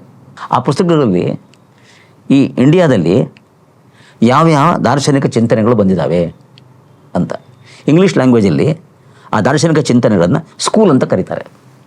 ಬೌದ್ಧ ಸ್ಕೂಲ್, ಜೈನ ಸ್ಕೂಲ್, ಸ್ಕೂಲ್ ಆಫ್ ಥಾಟ್. ಹಾಗೆ ಆ ಪುಸ್ತಕಗಳನ್ನ ಓದ್ಕೊಂಡು ಬನ್ನಿ. ಹಿಂದೂ ಸ್ಕೂಲ್ ಆಫ್ ಥಾಟ್ ಅಂದಿಲ್ಲ, ಇಲ್ಲವೇ ಇಲ್ಲ ಆ ಪುಸ್ತಕಗಳಲ್ಲಿ. ಇದು ಎಲ್ಲಿ ಶುರುವಾಯ್ತು ಹಾಗಾದರೆ? ಯಾರೋ ಏನೋ ತಪ್ಪು ತಿಳುವಳಿಕೆಯಿಂದ ಅಥವಾ ಎಲ್ಲೋ ಏನೋ ಯಾರಿಗೋ ಏನೋ ಹಾನಿ ಮಾಡಲಿಕ್ಕೋಸ್ಕರ ಇದು ಶುರುವಾಯಿತು. ಚರಿತ್ರೆಯನ್ನು ಅಧ್ಯಯನ ಮಾಡಿದರೆ ಹಿಂದೂ ಧರ್ಮ ಅಂತ ಯಾವುದೂ ಇಲ್ಲ. RSSನವರು ತ್ವಯಾ ಹಿಂದೂ ಭೂಮೇ ಸುಖಂ ವರ್ಧಿತೋಹಂ, ಹಿಂದೂ ಭೂಮಿ ಅದಕ್ಕೆ ಹಿಂದೂ ಭೂಮಿ ಅಂತ ಸಂಬೋಧನೆ ಮಾಡಿದ್ದಾರೆ. ತ್ವಯಾ ಹಿಂದೂ ಭೂಮೇ ಸುಖಂ ವರ್ಧಿತೋಹಂ, ಹಿಂದೂ ಭೂಮಿ. ಈ ಭೂಮಿಯದ್ದೇ ವೈಶಿಷ್ಟ್ಯ ಅಂದರೆ ಇಲ್ಲಿ ನಾನಾ ಚಿಂತನೆಗಳ ಉಗಮಕ್ಕೆ ಅವಕಾಶ, ಅದರ ಬೆಳವಣಿಗೆಗಳಿಗೆ ಮುಕ್ತವಾದ ಅವಕಾಶ. ಆದರೆ ಈ ಭೂಮಿಯಲ್ಲಿ ನಾನಾ ಚಿಂತನೆಗಳಿದೆ. ಅದಕ್ಕೆ ಬೌದ್ಧರು ಇದ್ದಾರೆ, ಜೈನರು ಇದ್ದಾರೆ, ವೈಷ್ಣವರು ಇದ್ದಾರೆ, ಶೈವರು ಇದ್ದಾರೆ. ಸ್ವಾತಂತ್ರ್ಯಕ್ಕಿಂತ ಪೂರ್ವಕಾಲ ಚರಿತ್ರೆ ಓದ್ಕೊಂಡು ಹೋದರೆ, ಜನಜೀವನ ಹೆಂಗಿತ್ತು ಅಂತ ಹೋದರೆ ಯಾರೂ ಪರಸ್ಪರ ದ್ವೇಷ ಮಾಡ್ಕೋತಾ ಇರಲಿಲ್ಲ. ಒಬ್ರಿಗೊಬ್ರಿಗೆ ಆಗಲ್ಲ ಅಂತಿರಲಿಲ್ಲ. ಶೈವರಿಗೂ ವೈಷ್ಣವರಿಗೂ ಆಗೋದಿಲ್ಲ ಅಂತಿರಲಿಲ್ಲ. ಅವರ ಆಚರಣೆ ಅವರಿಗೆ, ಇವರ ಆಚರಣೆ ಇವರಿಗೆ. ಉತ್ಸವ ಮೆರವಣಿಗೆಗಳಲ್ಲಿ ಇವರು ಭಾಗವಹಿಸೋರು. ನಮ್ಮ ಬೀದಿಗೆ ಬರುವಂತ ಯಾರು ಹೇಳ್ತಿರಲಿಲ್ಲ. ಸೌಹಾರ್ದದಿಂದ ಇದ್ದರು. ಬೌದ್ಧರಿಗೂ ಶಂಕರಾಚಾರ್ಯ ಚಿಂತನೆಗಳಿಗೂ ಭಾಳ ವಿರೋಧ ಇದೆ. ಶಂಕರಾಚಾರ್ಯ ಪುಸ್ತಕ ಅದರಲ್ಲಿ ಕಾಣುತ್ತೆ. ಬೌದ್ಧರ ವಿಚಾರ ಸತ್ಯ ಅಂತ ಅವ್ರು ಹೇಳ್ತಾರೆ. ಶಂಕರಾಚಾರ್ಯ ಅನುಯಾಯಿಗಳಿಗೂ ಬೌದ್ಧರಿಗೂ ಏನೇನೂ ವಿರೋಧ ಇರಲಿಲ್ಲ. ಸೌಹಾರ್ದದಿಂದಲೇ ಇದ್ದರು. ಅಂಥ ದೇಶ ಇದು. ಅಭಿಪ್ರಾಯ ಭೇದ ಆಗಿದ್ದರೂ ಕೂಡ ಸೌಹಾರ್ದ ಇರ್ತಾಯಿತ್ತು. ಅಂಥ ದೇಶ ಇದು. ಸ್ವಾತಂತ್ರ್ಯ ಬರಲಿಕ್ಕಿಂತ ಮುಂಚಿನ ಜೀವನ ಪ್ರತಿ ಅವಲೋಕನ ಮಾಡಿದರೆ ಗೊತ್ತಾಗತ್ತೆ. ಐ ಅಗ್ರಿ ಟು ಡಿಸ್ಅಗ್ರಿ ಅಂತ. Very good. ಎಸ್, ಅದೇ ಹೇಳಬೇಕು. ಐ ಅಗ್ರಿ ಟು ಡಿಸ್ಅಗ್ರಿ ಅಷ್ಟೇ ಅಂತ ಹೇಳಬೇಕು. ಸೌಹಾರ್ದ ಇದ್ದರು. ಅಂಥ ದೇಶ ಇದು. ಇಂಥ ದೇಶದಲ್ಲಿ ಇದಕ್ಕೊಂದು ಒಳ್ಳೆಯ ಸಂಸ್ಕೃತಿ ಇತ್ತು, ಒಳ್ಳೆಯ ಜನಾಂಗ ಇದ್ರು. ಅದನ್ನು ತಪ್ಪಿಸಿ ಜನಗಳಿಗೆ ತಪ್ಪು ಕಲ್ಪನೆ ಮಾಡಬೇಕು ಅಂತ ಬೇಕಂತಾಗಿ ಮಾಡಿದ್ದಾರೆ. ಇತ್ತೀಚೆಗೊಂದು ಪುಸ್ತಕ ಓದಿದೆ, ದಿ ಇಂಪೆರಿಷಬಲ್ ಸೀಡ್ ಅಂತ. ಅದನ್ನು ಬರೆದವರೊಬ್ಬರು ಫಿಸಿಸಿಸ್ಟು, ಆಸ್ಟ್ರೋಫಿಸಿಸಿಸ್ಟು, ಮಹಾರಾಷ್ಟ್ರದವರು, ಕಾಂಬ್ಳೆ ಅಂತ ಅವರ ಸರ್ನೇಮ್. ಒಂದು ಹೆಸರು ಮರ್ತೋಯ್ತು. ಸರ್ನೇಮ್ ಕಾಂಬ್ಳೆ ಅಂತ. ಅವರು ಈ ದೇಶದಲ್ಲೇ ವಿದ್ಯಾಭ್ಯಾಸ ಮಾಡಿ ದೊಡ್ಡ ಮನುಷ್ಯ ಆಗಿ IIT ಕಾನ್ಪುರ್ನಲ್ಲಿ PhD ಎಲ್ಲ ಮಾಡಿಕೊಂಡು ಆಮೇಲೆ ಎಲ್ಲಿಗೋ ವಿದೇಶಕ್ಕೆಲ್ಲ ಹೋಗಿ ಈಗ ಸದ್ಯಕ್ಕೆ ಜರ್ಮನಿಲಿದ್ದಾರೆ. ಮ್ಯಾಥಮೆಟಿಕ್ಸನ್ನು ತುಂಬ ಆಳವಾಗಿ ಅಧ್ಯಯನ ಮಾಡಿದ್ದಾರೆ. ಅಧ್ಯಯನ ಮಾಡಿದವ್ರಿಗೆ ಸಿಕ್ಕಿದ್ದೇನು? ಯುರೋಪಿಯನ್ರು ನಮ್ಮ ಸ್ಕೂಲ್ ಕಾಲೇಜುಗಳಲ್ಲಿ ಏನೇನು ಥಿಯರಿಗಳನ್ನು ಹೇಳಿಕೊಟ್ರು, ಆ ಥಿಯರಿಗಳೆಲ್ಲ ಇಲ್ಲಿದ್ದದು. ಅದು ಆರ್ಯಭಟನ ಆವಿಷ್ಕಾರ ಮಾಡಿದ ಥಿಯರಿ. ಅದು ಆವಿಷ್ಕಾರ ಮಾಡಿದ ಥಿಯರಿ ಸಂಸ್ಕೃತ ಭಾಷೆಯಲ್ಲಿ ಅದರದ್ದೇ ಒಂದು ರೀತಿಯಲ್ಲಿ ಇತ್ತವೆಲ್ಲ.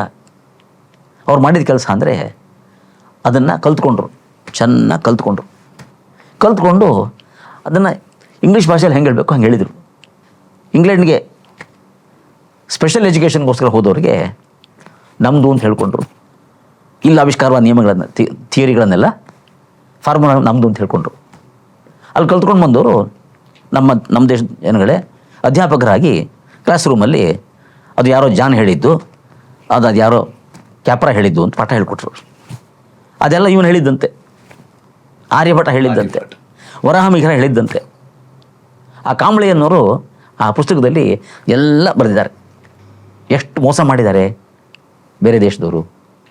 ನಮ್ಮನ್ನು ಬೌದ್ಧಿಕವಾಗಿ ಹಿನ್ನಡೆಗೆ ತಳ್ಳುವಂಥ ನಮ್ದೇನೂ ಇಲ್ಲ ಅಂತ ನಾವೇ ಅಂದ್ಕೊಳ್ಬೇಕು. ಕಾರ್ಯ ಎಲ್ಲ ಅವರಿಂದ ಬಂದಿದೆ, ನಮಗೆ ನಮ್ದೇನೂ ಇಲ್ಲ ನಾವೇ ಅಂದ್ಕೊಳ್ಬೇಕು. ನಾವು ಇವತ್ತಿಗೂ ಆ ಒಂದು ಬೌದ್ಧಿಕ ದಿವಾಳಿತನದಲ್ಲೇ ಬದುಕ್ತಾ ಇದ್ದೀವಿ. ಅದಕ್ಕೆ ಆ ಕಾಂಬಳೆನವ್ರು ಆ ಪುಸ್ತಕ ಬರೆದು ತಿಳ್ಕೊಡ್ರಿ ಅಂತ ಹೇಳಿದ್ದಾರೆ. ನಮ್ದು ಇದೆಲ್ಲ ಬೇಡ. ಆ ಥರದ ಮಾತುಗಳು ಸಾಕಾಗ್ತಿದೆಯಾ? ಮತ್ತೆ ಅದು ಆ ಥರದ ಮಾತುಗಳು ಏನ್ ಪ್ರಯೋಜನ ಅದರಿಂದ ಇವತ್ತಿನ ಕಾಲಘಟ್ಟದಲ್ಲಿ? ಅಕಾಡೆಮಿಕ್ ಸರ್ಕಲ್ನಲ್ಲಿ ಕೆಲವರಿಗೆ ಗೊತ್ತಾಗಿದೆ ಅಷ್ಟೇ. ಇನ್ನು ಸ್ಕೂಲ್ ಕಾಲೇಜ್ ಲೆವೆಲಲ್ಲಿ ಪ್ರಯೋಜನ ಏನು? ಇನ್ನೂ ಹೇಳ್ಕೊಡೋಷ್ಟು ಲೆವೆಲಿಗೆ ಬಂದಿಲ್ಲ. ಹೌದು, ಲೆವೆಲಿಗೆ ಬರಬೇಕಾದ್ರೆ ಇದು ವಿರೋಧ ಇರೋ ರಾಜಕೀಯ ಪಕ್ಷಗಳು ಇರಬಾರ್ದು. ಇದು ವಿರೋಧ ಇರೋ ರಾಜಕೀಯ ಪಕ್ಷಗಳಿದ್ದಾವೆ. ಬಟ್ ಒಂದು ದೇಶ ಅಂತಂದಾಗ ಎರಡೂ ರೀತಿಯ ಯೋಚನೆಗಳು ಇರೋದು ಸಹಜ ಅಂತ ಅನ್ನೋದು ಒಂದು, ಮತ್ತೆ ಒಂದು ಸ್ಟ್ರಾಂಗ್ ಆಗಿರುವಂತಹ ವಿರೋಧ ಪಕ್ಷ ಇರಬೇಕು ಅಂತ ಹೇಳುವಂಥದ್ದು ಒಂದು. ಈ ತರದ ಥಿಯರಿಗಳು ಕೂಡ, ಈ ತರದ ಮಾತುಗಳು ಕೂಡ ನಾವು ಕೇಳ್ತಾ ಇರ್ತೀವಿ. ಅಂಡ್ ಅದರಲ್ಲಿ ಸತ್ಯನೂ ಕೂಡ ಇದೆಯಲ್ಲ. ಇದೆ, ಸತ್ಯ ಇದೆ. ಹಾಗಿರಬೇಕಾದ್ದೇ ಸರಿ. ಎರಡೂ ಕಡೆಯವರು ಇಂಥ ತಾತ್ವಿಕ ವಿಷಯಗಳಲ್ಲಿ, ಅಕಾಡೆಮಿಕ್ ವಿಷಯಗಳಲ್ಲಿ ಡಿಸ್ಟಾರ್ಷನ್ ಮಾಡಬಾರ್ದು. ಅವರ ಪ್ರಕಾರ ಡಿಸ್ಟಾರ್ಷನ್ ಅಲ್ಲ ಅಂತ ಹೇಳ್ತಾರೆ. ಆದರೆ ಆ ಕಾಂಬಳೆ ಬರೆದಿರೋ ಪುಸ್ತಕದ ಪ್ರಕಾರ ದಟ್ ಇಸ್ ಡಿಸ್ಟಾರ್ಷನ್. ಸೊ ಇದನ್ನು ಸರಿ ಮಾಡುವ ದಾರಿ ಏನು? ನನಗೆ ನೀವು ಪ್ರಶ್ನೆ ಚೆನ್ನಾಗಿ ಕೇಳಿದ್ದೀರಿ. ನನಗೂ ಈ ಮನಸ್ಸಲ್ಲಿ ಪ್ರಶ್ನೆ ಇದೆ. ನನಗೆ ಇವತ್ತಿನ ಪೊಲಿಟಿಕಲ್ ಸಿಸ್ಟಮ್ ಇರೋವರೆಗೂ ಸರಿ ಆಗಲ್ಲ ಇದು. ಅಂದರೆ ಸಂಪೂರ್ಣವಾದ ಪೊಲಿಟಿಕಲ್ ಸಿಸ್ಟಮ್ ಮೇಲೇ ನಿಮಗೆ ನಂಬಿಕೆ ಇಲ್ಲ? ಹೌದು. ಅದು ಯಾವುದೇ ಇದಾಗಲಿ ವ್ಯವಸ್ಥೆ. Actually democracy is A very good political system. Unfortunately ನಮ್ಮ ದೇಶದಲ್ಲಿ 2 ಪಕ್ಷ 3 ಪಕ್ಷ ಅವರೆಲ್ಲ ಈ ಭಾರತೀಯರ ಮೂಲ ವಿಚಾರಗಳು ಏನಿದೆ ಅದಕ್ಕೆ ವಿರುದ್ಧವಾಗಿ ನಡ್ಕೊಳ್ತಾರೆ. ಅದು ಯಾಕೆ ನಡ್ಕೊಳ್ತಾರೆ ಗೊತ್ತಿಲ್ಲ. ಈ ಭಾರತೀಯ ಮೂಲ ವಿಚಾರ, ಶಾಸ್ತ್ರ, ಸಿದ್ಧಾಂತ ಇದನ್ನೇ ನೀವು ನಿತ್ಯವೂ ಕೂಡ ಅದರಲ್ಲೇ ಅಂದರೆ ಅದ್ರ ಬಗ್ಗೆನೇ ಪಾಠ ಮಾಡೋದಿರ್ಬೋದು, ಅದ್ರ ಬಗ್ಗೆನೇ ನಿಮ್ಮ ವಿದ್ಯಾರ್ಥಿಗಳಿಗೆ ತಿಳಿ ಹೇಳುವಂಥದ್ದು ಇರ್ಬೋದು. ಇದರ ಕುರಿತು ಸ್ವಲ್ಪ ಅಂದರೆ ಬೆಳಕು ಬೀರೋದಾದರೆ, ತುಂಬ ಸಾಮಾನ್ಯ ಜನರಿಗೆ ಅದನ್ನ ತಿಳಿ ಹೇಳೋದಾದರೆ, ಯಾಕಂದರೆ ಈ ಥರ ಪ್ರಶ್ನೆ ಕೇಳಿ ಇದಕ್ಕೆ ಉತ್ತರ ಕೇಳಬೇಕಾದಂಥ ಅನಿವಾರ್ಯತೆ ಬಂದ್ಬಿಟ್ಟಿದೆ. ಇದು ಸಹಜವಾಗಿ ನಮ್ಮ ಜೀವನದ ಭಾಗವಾಗಬೇಕಾಗಿದ್ದದ್ದು.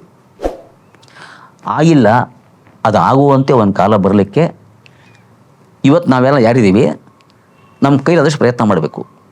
ಅದಕ್ಕೆ ಮಾಡ್ಬೋದಾದ ನಂಗೆ ಹೆಂಗೆ ಅನಿಸುತ್ತೆ, apart from school and college, ಬೇರೆ ಕಡೆ ಆ ಸ್ಕೂಲ್ ಕಾಲೇಜಲ್ಲಿ ಓದೋರನ್ನ ನಾನಾ ಕಾರಣಕ್ಕೆ ಇನ್ವೈಟ್ ಮಾಡಬೇಕು. ಈಗ ಪ್ರಯತ್ನ ಆಗ್ತಿಲ್ವಾ? ಹೆಚ್ಚಾಗ್ತಾ ಇಲ್ಲ. ಆಗ್ತಿದೆ, ಆಗಿದ್ರೆ ಆಗ್ತಾ ಇದೆ, ಹೆಚ್ಚಾಗ್ತಾ ಇಲ್ಲ. ಸಾಕಾಗ್ತಿಲ್ಲ. ಯಾವ್ಯಾವುದೋ ಪ್ರೋಗ್ರಾಮ್ಗಳು ಇನ್ವೈಟ್ ಮಾಡಬೇಕು ಅವ್ರನ್ನ ಅಂತ. ಅಬೌಟ್ ಮ್ಯಾಥಮೆಟಿಕ್ಸ್, ಅಬೌಟ್ ಫಿಸಿಕ್ಸ್ ಅಂತ ಏನೋ ಒಂದು seminar, discussion. But they don't find it attractive. ಒಂದು 50 ಜನ ಬಂದರೆ ಒಂದು 20 ಜನಕ್ಕಾರು ಹೌದು ಅನ್ಸುತ್ತೆ. 20 ಜನಕ್ಕಾರು ಹೌದು ಅನ್ಸುತ್ತೆ. ಸರಿ, ನೀವು 20 ಜನಕ್ಕೆ ಸತ್ಯವನ್ನು ಮುಟ್ಟಿಸಿದ್ರೆ ಸಾಕು. ಇದು ಆಗೋದೇ ಹೀಗೆ. ಜ್ಞಾನದ ಬೀಜವನ್ನು ಬಿತ್ತಬೇಕು ಅಂತ. ಹಾಂ, ಒಂದು 20 ಜನಕ್ಕೆ ಒಪ್ಪಿಗೆ ಆದ್ರೆ ಸಾಕು. ಉಳಿದವ್ರು ಏನೋ ಅರ್ಥ ಮಾಡ್ಕೊಳ್ದೆ ಅಥವಾ ಬೈಕೊಂಡು ಹೋಗ್ತಾರೆ, ಅಯ್ಯೋ ಏನೇನೋ ಮಾತಾಡಿದ್ರು ಅಂತ ಅಂದ್ಕೊಂಡು ಹೋಗ್ತಾರೆ. ಆಗಲಿ ಪರವಾಗಿ ಅಂದ್ಕೊಂಡು ಹೋಗಲಿ, ಒಂದು 20 ಜನಕ್ಕೆ ಅನಿಸುತ್ತೆ. ಹಾಗೆ ಆಗ್ತಾ ಆಗ್ತಾ ಆಗ್ತಾ ಅದು ಹೆಚ್ಚಾಗಬೇಕದು. ಅಂತ ಹೆಚ್ಚಾಗೋ ಬಂದಾಗ ಕ್ಲಾಸ್ ರೂಮಲ್ಲಿ ಟೀಚ್ ಮಾಡೋ ಟೀಚರು ತನಗೊಂದು ಸಿಲೆಬಸ್ ಇರುತ್ತೆ. ಆ ಸಿಲೆಬಸ್ ಪ್ರಕಾರ ಪಾಠ ಮಾಡ್ತಾ ಮಾಡ್ತಾ ಅವರೇನು ಥಿಯರಿ ಫಾರ್ಮುಲಾ ಹೇಳ್ಕೊಡ್ಬೇಕಾರೆ ಆ್ಯಕ್ಚುಲಿ ಇದು ಮೂಲತಃ ಇಲ್ಲಿ ಆಗಿತ್ತು ಅಂತ ಒಂದು ಸ್ವಲ್ಪ ಅವ್ರು ಕಲ್ತ್ಕೋಬೇಕು. ಆ ಕಾಂಬಳೆ ಅನ್ನೋ ಪುಸ್ತಕ ಬರೀಲಿಕ್ಕೆ ಕಾರಣ ಅದು. ಓದಲಿ ಟೀಚರ್ಸ್ ಎಲ್ಲ ಇದನ್ನು ಅಂತ. ಎಲ್ಲೋ ಒಂದು ಆರಂಭ ಆಗಿದೆ. ಹಾಂ, ಟೀಚರ್ಸ್ ಎಲ್ಲ ಓದಲಿ ಇದನ್ನು. ಕಾಲೇಜ್ ಟೀಚರ್ಸ್, ಹೈಸ್ಕೂಲ್ ಟೀಚರ್ಸ್ ಇದನ್ನೆಲ್ಲ ಓದಲಿ. ಓದಿನಾಗ ಒಂದು ಉತ್ಸಾಹ ಬರುತ್ತೆ. ತಾನು ಪಾಠ ಮಾಡೋ ವಿದ್ಯಾರ್ಥಿಗಳಿಗೆ ಒಂದು ಚೂರು ಹೇಳಲಿ ಇದ್ರ ಮೂಲ ಹೆಂಗಿತ್ತು ಅಂತ. ಆದರೆ ಇದಕ್ಕೋಸ್ಕರನೇ ಕೆಲಸ ಮಾಡ್ತಾ ಇರುವಂಥ ದೊಡ್ಡ ದೊಡ್ಡ ಸಂಘಟನೆಗಳು ಇದೆ, ದೊಡ್ಡ ದೊಡ್ಡ ಪಕ್ಷಗಳೇ ಇದೆ. ಅದ್ರ ಬಗ್ಗೆ ಏನು? ಅವ್ರು ಮಾಡ್ತಾ ಇಲ್ಲ, ಏನು ಮಾಡೋದು? ಅವ್ರು ಮಾಡ್ತಾ ಇಲ್ಲ, ಯಾಕೆ ಮಾಡ್ತಾ ಇಲ್ಲ ಅಂತ ಗೊತ್ತಿಲ್ಲ. ಅವ್ರು ಏನು ಮಾಡ್ತಿದ್ದಾರೆ ಹಾಗಿದ್ರೆ? ಅವರು ಯುರೋಪ್ ಏನಂದ್ರೆ ನಮ್ಗೇನು ಬಂದಿದೆ? ಬಟ್ ಅವರು ಅಂದ್ರೆ ಹೇಳ್ತಾ ಇರೋದೇ ನಾವು ಹಿಂದುತ್ವಕ್ಕಾಗಿ ಮತ್ತೆ ಹಿಂದೂ ಅಂದ್ರೆ ನಮ್ಮ ಭಾರತೀಯ ಇದನ್ನೇ ಸನಾತನ ಧರ್ಮವನ್ನೇ ಇದು ಮಾಡೋದಕ್ಕೆ, ಉಳಿಸೋದಕ್ಕೆ, ಬೆಳೆಸೋದಕ್ಕೆ ಮುಡಿಪಾಗಿದ್ದೀವಿ ಅನ್ನುವಂಥ. ಅವ್ರು ಮಾಡ್ತಾರೆ, ಅವ್ರು ಸ್ವಲ್ಪ ಸ್ವಲ್ಪ ಮಟ್ಟಿಗೆ ಮಾಡ್ತಾರೆ, ನಡೀತಾ ಇದೆ, ಮಾಡ್ತಾ ಇದ್ದಾರೆ ಅವರು. ಅದೇ ಅವ್ರು ನಡೆಸೋ ಸ್ಕೂಲ್ಗಳು ಕಡಿಮೆ, ಕಾರ್ಯಗಳು ಕಡಿಮೆ, ಅಲ್ಲಿ ಹೇಳ್ಕೊಡ್ಬೋದು ಅವರು. ಈ ವ್ಯವಸ್ಥೆ ಉಳಿದ ಮತಗಳಲ್ಲಿ ವ್ಯವಸ್ಥಿತವಾಗಿ ನಡೀತಾ ಇದೆ. ನಮ್ಮಲ್ಲಿ ಒಂದು ಆಗದೇ ಇರೋದಕ್ಕೆ ಕಾರಣ ಏನು ಅಂತಂದ್ರೆ, ಇಷ್ಟೊಂದು ವರ್ಷಗಳ ಕಾಲ ಇದ್ರ ಬಗ್ಗೆ ಇಲ್ಲೇ ಇದ್ದಂತಹ ಜ್ಞಾನ, ಮತ್ತಿನ್ನೊಂದು ನಮ್ಮನ್ನೆಲ್ಲರನ್ನು ಕೂಡ ಹಿಡಿದಿಟ್ಕೊಳ್ಳೋದಕ್ಕೆ ಅಲ್ಲಿರುವಷ್ಟು ಒಳ್ಳೆಯ ಅಂಟು ಇಲ್ಲ ಅಂತ ಅನ್ಸುತ್ತೆ ಅಲ್ಲಿ. ಯಾಕಂದ್ರೆ ಒಂದೇ ಅಂಟು, ಒಂದು ಅಂದ್ರೆ ನಾನು ಹೆಸರುಗಳನ್ನ ಹೌದು, ಹೇಳ್ಬಾರ್ದು. ಅದೇ ಸಮಸ್ಯೆ. ನಮ್ಮಲ್ಲಿ ಆ ಅಂಟು ಇಲ್ಲ, ಎಲ್ಲ ಬೇರೆ ಬೇರೆ ಇದ್ಬಿಟ್ಟಿದ್ದೀವಿ ನಾವು. ನಾವು ವೈಷ್ಣವರು, ನಾವು ಶೈವರು, ನಾವು ಬೌದ್ಧರು, ನಾವು ಜೈನರು ಅಂತ. ಎಲ್ಲರೂ ಕೂಡ ತಮ್ಮನ್ನ ಹಿಂದೂಗಳು ಅಂತ ಹೇಳ್ಕೊಳ್ಬೇಕು. ಬೌದ್ಧರು ತಮ್ಮನ್ನ ಹಿಂದೂಗಳು ಅಂತ ಹೇಳ್ಕೊಳ್ತಾರ? ಎಷ್ಟು ದುರ್ದೈವ ಅಂದ್ರೆ, ಅಂಬೇಡ್ಕರ್ ಬೌದ್ಧ ಧರ್ಮಕ್ಕೆ ಹೋದ್ರಂತೆ. ಹಿಂದೂ ಧರ್ಮ ಅಲ್ಲ ಅಂತ ಹೇಳಿದ್ರಿ, ಹಂಗಾರೆ ಹಿಂದೂ ಧರ್ಮ ಅಂತ ಮಾತಾಡೋದಲ್ಲ ಅದನ್ನ. ಯಾವ ಧರ್ಮವೂ ಹಿಂದೂ ಅಲ್ಲ, ಯಾವ ಧರ್ಮವೂ ಹಿಂದೂ ಅಲ್ಲ. ಮತ್ತೆ ಹಾಗಿದ್ರೆ ಅದರಲ್ಲಿ ಉಳಿದ ಅದು ಕೂಡ ಇದಕ್ಕೆ ಬರುತ್ತಲ್ಲ? ಯಾವುದಕ್ಕೆ? ಈ ಹಿಂದೂ ಇದಕ್ಕೆ ಬರ್ತಾರೆ, ಇಲ್ಲಿ ಇರೋ ಹಿಂದೂ ಬಿಟ್ಬಿಟ್ಟು ಹಿಂದೂ ಧರ್ಮ ಬಿಟ್ಬಿಡಿ. ಹಿಂದೂ ಹೆಸರಿನ ಧರ್ಮ ಇಲ್ಲ, ಹಿಂದೂ ಭೂಮಿ ಇದೆ ಅಷ್ಟೇ. ಹಿಂದೂ ಭೂಮಿಯಲ್ಲಿ ಏನೇನು ಬೆಳೆದು ಬಂದಿದ್ದಾವೆ ಆಲೋಚನಾ ಕ್ರಮಗಳು, ಅವೆಲ್ಲ ನಾನಾ ದಾರ್ಶನಿಕ ಚಿಂತನೆಗಳು. ಅಂದ್ರೆ ಹಿಂದೂ ತತ್ವ ಪಾಲಕರು ಅಂತ ಹೇಳ್ಬೋದು. ಯೂನಿಫಾರ್ಮ್ ಆಗಿ ಅಲ್ಲ, ಅದೇ ನಮ್ಮ ಮಾತಿಗೆ ನಾನು ಅಂದ್ರೆ ಅರ್ಥ ಮಾಡ್ಕೊಳ್ಳೋದಕ್ಕೆ ನೋಡ್ತಿದ್ದೀನಿ.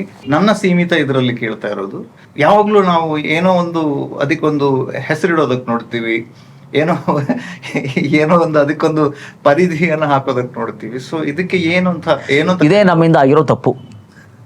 ಹೆಸರಿಡ್ಲಿಕ್ಕೆ ನೋಡ್ತೀವಿ, ಹಿಂದೂ ತತ್ವ ಅಂತ ಹೇಳಬೇಕು ನೋಡ್ತೀವಿ. ಹೌದು, ಯಾವ ತತ್ವ ಅದು? ಅರೆ, ನಾನು ನನ್ನ ವಿದ್ಯಾರ್ಥಿಗಳಿಂದ ನಾನು ಗಮನಕ್ಕೆ ಬರೋ ಹೇಳ್ತಿರ್ತೀನಿ. ರಾಧಾಕೃಷ್ಣನ್ ಬರೆದಿರೋ ಹಿಸ್ಟ್ರಿ ಆಫ್ ಇಂಡಿಯನ್ ಫಿಲಾಸಫಿ ನೋಡಿ, ಅದೇನು ಹೇಳುತ್ತೆ. SN ದಾಸ್ಗುಪ್ತಾ ಬರೆದಿರೋ ಹಿಸ್ಟ್ರಿ ಆಫ್ ಇಂಡಿಯನ್ ಫಿಲಾಸಫಿ ನೋಡಿ. ಹಿಂದೂ ಹೆಸರನ್ನ ಯಾವ ಫಿಲಾಸಫಿನೂ ಹೇಳಿಲ್ಲ. ಬುದ್ಧಿಸ್ಟ್ ಸ್ಕೂಲ್ ಅಂತ ಹೇಳ್ತಾರೆ, ಜೈನ ಸ್ಕೂಲ್ ಅಂತ ಹೇಳ್ತಾರೆ. ನೀವು ಹೇಳಿದ್ರಿ, ಕರೆಕ್ಟ್ ಅಲ್ವಾ? ಹಿಂದೂ ಸ್ಕೂಲ್ ಅಂತ ಹೇಳೋದಿಲ್ಲ. There is no Hindu school.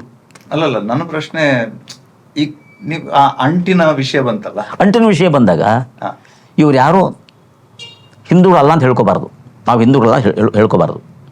ಈಗ ಹಾಗಿದ್ರೆ ಮತ್ತೆ ನಾವು ಅಲ್ಲಿಗೆ ಬಂದ್ವಲ್ಲ. ಹೌದು, ಬೌದ್ಧರು ಹಿಂದೂಗಳು. ನಾನು ಅವರು ರೆಡಿ ಇರ್ಬೇಕಲ್ಲ. ದೊಡ್ಡವರು ಪ್ರಮಾದ ಮಾಡಿದ ಹೇಳ್ತಾ ಇದ್ದೀನಿ. ದೊಡ್ಡವರು ಮಹಾ ದೊಡ್ಡವರು ಪ್ರಮಾದ ಮಾಡಿದ್ದು.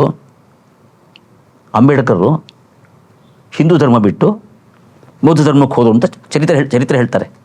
ಅದನ್ನೇ ಘಂಟಾಘೋಷವಾಗಿ ಹೇಳುವಂತಹ ಒಂದು ಅವಕಾಶ ಎಲ್ಲರಿಗೂ ಸಿಕ್ಕದಂಗಾಯ್ತಲ್ಲ, ಆಗ್ಬಿಟ್ಟಿದೆ.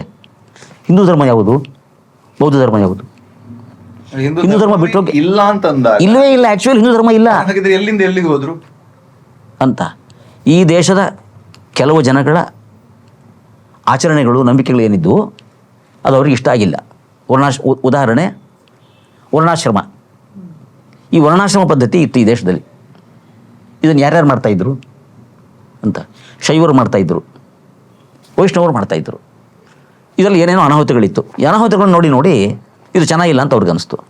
ಬೌದ್ಧರು ಒಂಥರ ನಾಸ್ತಿಕರಾದ್ರಿಂದ ಅವ್ರು ಇಂಥ ಆಚರಣೆಗಳನ್ನು ಬಿಟ್ಬಿಟ್ರವರು. ಬಿಟ್ಟಿದ್ರಿಂದ ಈ ವ್ಯತ್ಯಾಸಗಳಂತಾಯಿತು. ಬ್ರಾಹ್ಮಣ, ವೈಶ್ಯ, ಶೂದ್ರ ಅಂತ ವ್ಯತ್ಯಾಸಗಳು. ಈ ವ್ಯತ್ಯಾಸಗಳು ಇರಬಾರ್ದು ಅಂತ ಅಂಬೇಡ್ಕರ್ ಚಿಂತನೆ. ಬ್ರಾಹ್ಮಣ, ವೈಶ್ಯ, ಶೂದ್ರ ಅಂತ ವ್ಯತ್ಯಾಸಗಳು ಇರಬಾರದು. ಅಲ್ಲಿಲ್ಲ, ಬೌದ್ಧರ ಚಿಂತನೆಯಲ್ಲಿ ಅದಿಲ್ಲ. ತಾನಿರೋ ಸಮಾಜ, ತಾನು ಹುಟ್ಟಿರೋ ಸಮಾಜ, ಅಲ್ಲಿ ಆ ಚಿಂತನೆ ಇದೆ. ಅವ್ರನ್ನ ಕೀಳಾಗಿ ನೋಡಿದ್ದು ಅವ್ರು ಹೋಗಿರೋ ದೇವಾಲಯಗಳು, ಅಲ್ಲಿ ಅವ್ರನ್ನ ದೇವಾಲಯ ಬಿಡ್ತಿರ್ಲಿಲ್ಲ ಅವ್ರನ್ನ. ಇಂಥದ್ದೊಂದು ವ್ಯವಸ್ಥೆ. ಈ ವ್ಯವಸ್ಥೆಯಲ್ಲಿ ಇರಬಾರ್ದು ನಾನು ಅಂದ್ಕೊಂಡು ಆ ವ್ಯವಸ್ಥೆ ಹೋದ್ರು ಅವರು. ಇರೋ ವ್ಯವಸ್ಥೆಯನ್ನ ಅವ್ರು ಆಕ್ಚುಲಿ ಬದಲು ಮಾಡೋದು ಬಿಟ್ಟು ಬೇರೆ ಕಡೆ ಹೋಗಿದ್ದು. ಅವರು ಅದು ಹಿಂದೂ ಧರ್ಮ ಅಂತ ಹೇಳ್ಕೊಂಡು ತಲೆಗೆ ನಾನು ಹಿಂದೂ ಧರ್ಮದಲ್ಲಿ ಸಾಯಬಾರ್ದು ನಾನು ಅಂತ ಹೇಳ್ಕೊಂಡ್ರಂತೆ. ಹಿಂದೂ ಧರ್ಮದಲ್ಲಿ ತಾನು ಸಾಯಬಾರದು, ಅದಕ್ಕೆ ಬೌದ್ಧ ಧರ್ಮಕ್ಕೆ ಹೋದ್ರಂತೆ. ಹಿಂದೂ ಧರ್ಮವೇ ಇಲ್ಲೇ ಇರುವಾಗ ಈ ಥರ ಚಿಂತನೆ ಯಾಕೆ ಬಂತು ಅವರಿಗೆ? ತುಂಬ ಮೇಧಾವಿ, ಭಾರಿ ಓದ್ಕೊಂಡವರು ಅಂಬೇಡ್ಕರ್ ಅವರು. ಅದು ಓದಿತ್ತು ಯಾವುದನ್ನ? ಅಷ್ಟು ಮೇಧಾವಿಗೆ ಎಲ್ಲ ನಮ್ಮ ಭಾರತೀಯ ಪುರಾಣಗಳನ್ನು, ಭಾರತವನ್ನು, ಧರ್ಮಶಾಸ್ತ್ರ ಎಲ್ಲ ಇದು ಎಲ್ಲಿಂದ ಬಂತು ಅಂತ? ಎಲ್ಲಿಂದ ಬಂತು ಏನು ಹೇಳಲಿಕ್ಕೆ ಆಗೋದಿಲ್ಲ. ಅಂಥ ವಿಚಿತ್ರ ಆಗೋಗ್ಬಿಟ್ಟಿದೆ. ಇದಾಗಿದ್ದರಿಂದ ಇಂಥ ಅನಾಹುತ ಆಗೋಗಿದೆ. ಇದನ್ನು ತಿರುಗಿಸ್ಬೇಕಾಗಿದೆ. ಈ ಭಾರತೀಯರು ಅಂತ ನಾವಿದ್ದೀವಿ, ಅದರಲ್ಲಿ ಬ್ರಾಹ್ಮಣರು, ಕ್ಷತ್ರಿಯರು ಅಂತೇನಿದ್ದೀವಿ, ಇವರು ಮಾಡಿದ ಅನಾಹುತಗಳು ಅಸ್ಪೃಶ್ಯತೆ ಆಚರಣೆ ಮಾಡಿತು. ನಾನು ಅದು ಆ ವಿಷಯದ ಬಗ್ಗೆ ನನಗೆ ಅಸ್ಪೃಶ್ಯತೆ ಅನ್ನೋ ತುಂಬಾನೇ ಮುಖ್ಯವಾದ ವಿಷಯ. ಇನ್ನೊಂದು ವರ್ಣ ವ್ಯವಸ್ಥೆ. ಈ ವರ್ಣ ಅನ್ನೋ ವ್ಯವಸ್ಥೆಯೇ ಅದು ಸ್ವಲ್ಪ ಅಂದ್ರೆ ಅರ್ಥ ಆಗದೆ ಇರುವಂತಹ ವಿಷಯ. ಕರೆಕ್ಟಾಗಿ ಹೇಳಿದ್ರಿ. ಅರ್ಥ ಆಗದೆ ಇರುವಂಥ ವಿಷಯ. ಅರ್ಥ ಆಗದೆ ಇದ್ರೂ ಕೂಡ ಅದನ್ನು ಪ್ರಾಕ್ಟೀಸ್ ಮಾಡ್ತಾ ಬಂದ್ಬಿಟ್ರು. ಅವ್ರಿಗೆ ಬೇಕಾದ ಹಾಗೆ ಅದನ್ನ ಪ್ರಾಕ್ಟೀಸ್ ಮಾಡ್ಕೊಂಡ್ಬಂದರು. ಇದಕ್ಕೆ ಭಾಳ ಹಿಂದಕ್ಕೆ ಹೋಗ್ಬೇಕಾಗತ್ತೆ. ಹಿಂದಕ್ಕೆ ಹೋದರೆ ಜನ್ಮಾಂತರ, ಪರಲೋಕ, ಪುಣ್ಯ ಪಾಪ ಇದೆಲ್ಲ ಅರ್ಥ ಆಗಬೇಕಾಗತ್ತೆ. ನಂಗೆ ಈ ಎರಡು ವಿಷಯದ ಬಗ್ಗೆ ಸ್ವಲ್ಪ ಹ್ರಸ್ವವಾಗಿ ಹೇಳೋದಾದ್ರೆ, ಈ ವರ್ಣ ವ್ಯವಸ್ಥೆ ಮತ್ತೆ ಅಸ್ಪೃಶ್ಯತೆ ಇದೆರಡರ ಬಗ್ಗೆ ಹೇಳಿ ನಾವು ಇವತ್ತಿನ ಈ ಅಂದ್ರೆ ಸಂವಾದವನ್ನ ಮುಗಿಸ್ಬೇಕು ತರೋಣ ಅಂತ. ಈ ಜನ್ಮಾಂತರ, ಪರಲೋಕ ಇವನ್ನ ನಂಬಿಕೆ ಇಟ್ಕೊಂಡು ನಿತ್ಯ ಒಂದು ಅನುಷ್ಠಾನ ಮಾಡ್ಕೊಳ್ತಾ ಹೋಗ್ತಾರೆ. ಅನುಷ್ಠಾನ ಮಾಡುವವರು ಆ ಪರಂಪರೆ ಬೆಳೆದ್ಬಿಡ್ತು. ಆ ಪರಂಪರೆ ಬೆಳೆದಕ್ಕೆ ನಮಗೆ ಹೇಗೆ ಬೆಳೆದು ಗೊತ್ತಿಲ್ಲ. ನಮಗೆ ನಮ್ಮ ಪೂರ್ವಿಕರು, ಅವ್ರ ಪೂರ್ವಿಕರು ಅನುಷ್ಠಾನ ಮಾಡ್ತಾ ಬಂದರು. ತಮ್ಮ ಮುಂದಿನ ಮಕ್ಕಳುಗಳು ಅದನ್ನು ಹೇಳ್ಕೊಡ್ತಾ ಬಂದರು, ಅನುಷ್ಠಾನ ಮಾಡ್ಕೊಳ್ತಾ ಹೋದರು. ಇನ್ನೊಂದು ವರ್ಗಕ್ಕೆ ಅನುಷ್ಠಾನ ಇಲ್ಲ ಅಂತ ಆಗ್ಬಿಡ್ತು. ಅವ್ರು ಅನುಷ್ಠಾನ ಮಾಡದೇ ಇರೋರು, ಇವರು ಅನುಷ್ಠಾನ ಮಾಡೋರು. ಅನುಷ್ಠಾನ ಮಾಡದೇ ಇರೋರಿಗೂ ಮಾಡೋರಿಗೂ ಭಿನ್ನಾಭಿಪ್ರಾಯ ಇದೆ. ಆದ್ದರಿಂದ ನಾವು ಅವ್ರ ಜೊತೆ ಸೇರೋದಿಲ್ಲ. ಈಗ ಅಸ್ಪೃಶ್ಯತೆ ಬಂದಿತ್ತು. ಅವ್ರ ಜೊತೆ ಸೇರೋದಿಲ್ಲ, ಇಷ್ಟೇ ಅಸ್ಪೃಶ್ಯತೆ. ಆದರೆ ಅದರಲ್ಲಿ ಮೇಲು ಕೀಳು ಎಲ್ಲಿ ಶುರುವಾಯಿತು? ಮೇಲು ಕೀಳು ಏನಿಲ್ಲ ಅವ್ರಿಗೆ.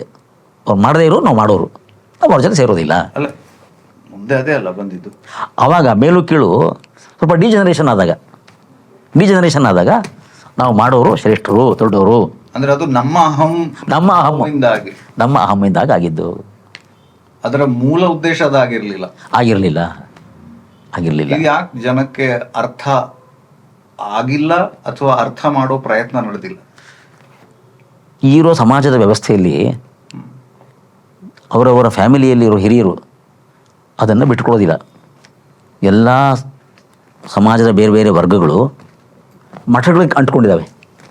ಮಠದ ಅನುಯಾಯಿಗಳು, ಮಠದ ಯಜಮಾನರಿದ್ದಾರಲ್ಲ ಸ್ವಾಮಿಗಳು, ಅವ್ರಿಗೆ ಇದನ್ನು ಬಿಡ್ಲಿಕ್ಕಾಗಲ್ಲ. ಅವ್ರಿಗೆ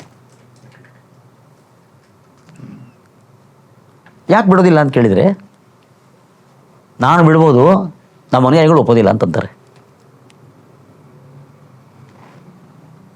ಒಂಥರ ಮರ ಮೊದಲು ಅಂತ ಸ್ಥಿತಿ ಇದೆ. ಇದನ್ನು ಸಾಲ್ವ್ ಮಾಡ್ಕೊಳಕ್ಕೆ ಆಗೋದಿಲ್ಲ. ಅದು ಹುಟ್ಟಿ ಹೆಮ್ಮರವಾಗಿ ಬಿಟ್ಟಿದೆ. ಆದ ಒಂದು ಅಂಶ ಗಮನಿಸಬೇಕಾದ್ದು, ಸ್ವಾತಂತ್ರ್ಯಕ್ಕಿಂತ ಪೂರ್ವದಲ್ಲಿ ಇದೆಲ್ಲ ಇದ್ರೂ ಕೂಡ ಯಾರಿಗೂ ವೈಮನಸ್ಸೇ ಇರಲಿಲ್ಲ. ಅವ್ರ ಪಾಡಿಗವರು, ನಮ್ಮ ಪಾಡಿಗೆ ನಾವು. ಇದೀಗ ಸ್ವಾತಂತ್ರ್ಯ ಬಂದ ನಂತರವೇ ಆಗಿರೋದ ಇದು? ಪ್ರಚಾರ ಮಾಡ್ತಾ ಆಗಿರೋದು ಗಲಾಟೆ. ಅದು ತಪ್ಪು ಅಂತ ಹೇಳ್ತಾ ಪ್ರಚಾರ ಮಾಡ್ತಾ ಆಗಿರೋ ಗಲಾಟೆ ಇದು. ಐ ಥಿಂಕ್ ಮೊದಲೇ ಇದ್ದಂತಹ ಕಿಡಿಗೆ ಮತ್ತಷ್ಟು ಮೊದಲೇ ಕಿಡಿ ಇದ್ದಿರ್ಬೋದು. ಎಣ್ಣೆ ಇನ್ನಷ್ಟು ಹೌದು, ಕಿಡಿ ಇದ್ದಿರ್ಬೋದು. ಆ ಕಿಡಿಗೆ ಜ್ವಾಲೆ ಹೊದಿಸಿದ್ದಾರೆ, ಮಾಡೋಂಗೆ ಮಾಡಿದ್ದಾರೆ ಹಲವಾರು ಕಾರಣಾಂತರಗಳಿಂದ. ಆದರೂ ಸಮಾಜ ಪ್ರಾಯಣ ಸೌಹಾರ್ದದಿಂದ ಇತ್ತು. ಎಲ್ಲ ಭಿನ್ನ ಭಿನ್ನ ಗುಂಪುಗಳಿದ್ರು ಕೂಡ ಎಲ್ಲರೂ. ಇನ್ನೊಂದು ವಾದನೂ ಕೂಡ ಅಂದ್ರೆ ಹೇಳುವಂತ ಸಾಧ್ಯತೆಗಳಿದೆ. ಅದು ನೀವು ಹಾಗೆ ನೋಡೋದಿರ್ಬೋದು, ಆದ್ರೆ ನಮ್ಮನ್ನು ತುಳಿತಾ ಇದ್ರು, ನಾವು ತುಳಿಯಲ್ಪಟ್ಟದ್ರಿಂದ ನಮ್ಮ ಆಕ್ರೋಶ, ನಮ್ಮ ನೋವು ಈ ರೀತಿಯಾಗಿ ಹೊರಗೆ ಬರ್ತಾ ಇದೆ. ಸತ್ಯ ಅದು. ಅದನ್ನು ಒಪ್ಪಲೇಬೇಕು. ಅದನ್ನು ಯಾರು ತುಳಿಯಲ್ಪಟ್ಟವರೋ ಅವ್ರ ಮೇಲೆ ಎಳ್ಳಲೇಬೇಕಾಯಿತು. ಆಕ್ರೋಶ ಹೊರಗೆ ಬಂದಿದೆ. ಎಷ್ಟು ದಿವಸ ನಾನೊಂದು ಮಾತು ಗಮನಿಸ್ತಾ ಬಂದಿದ್ದೀನಿ.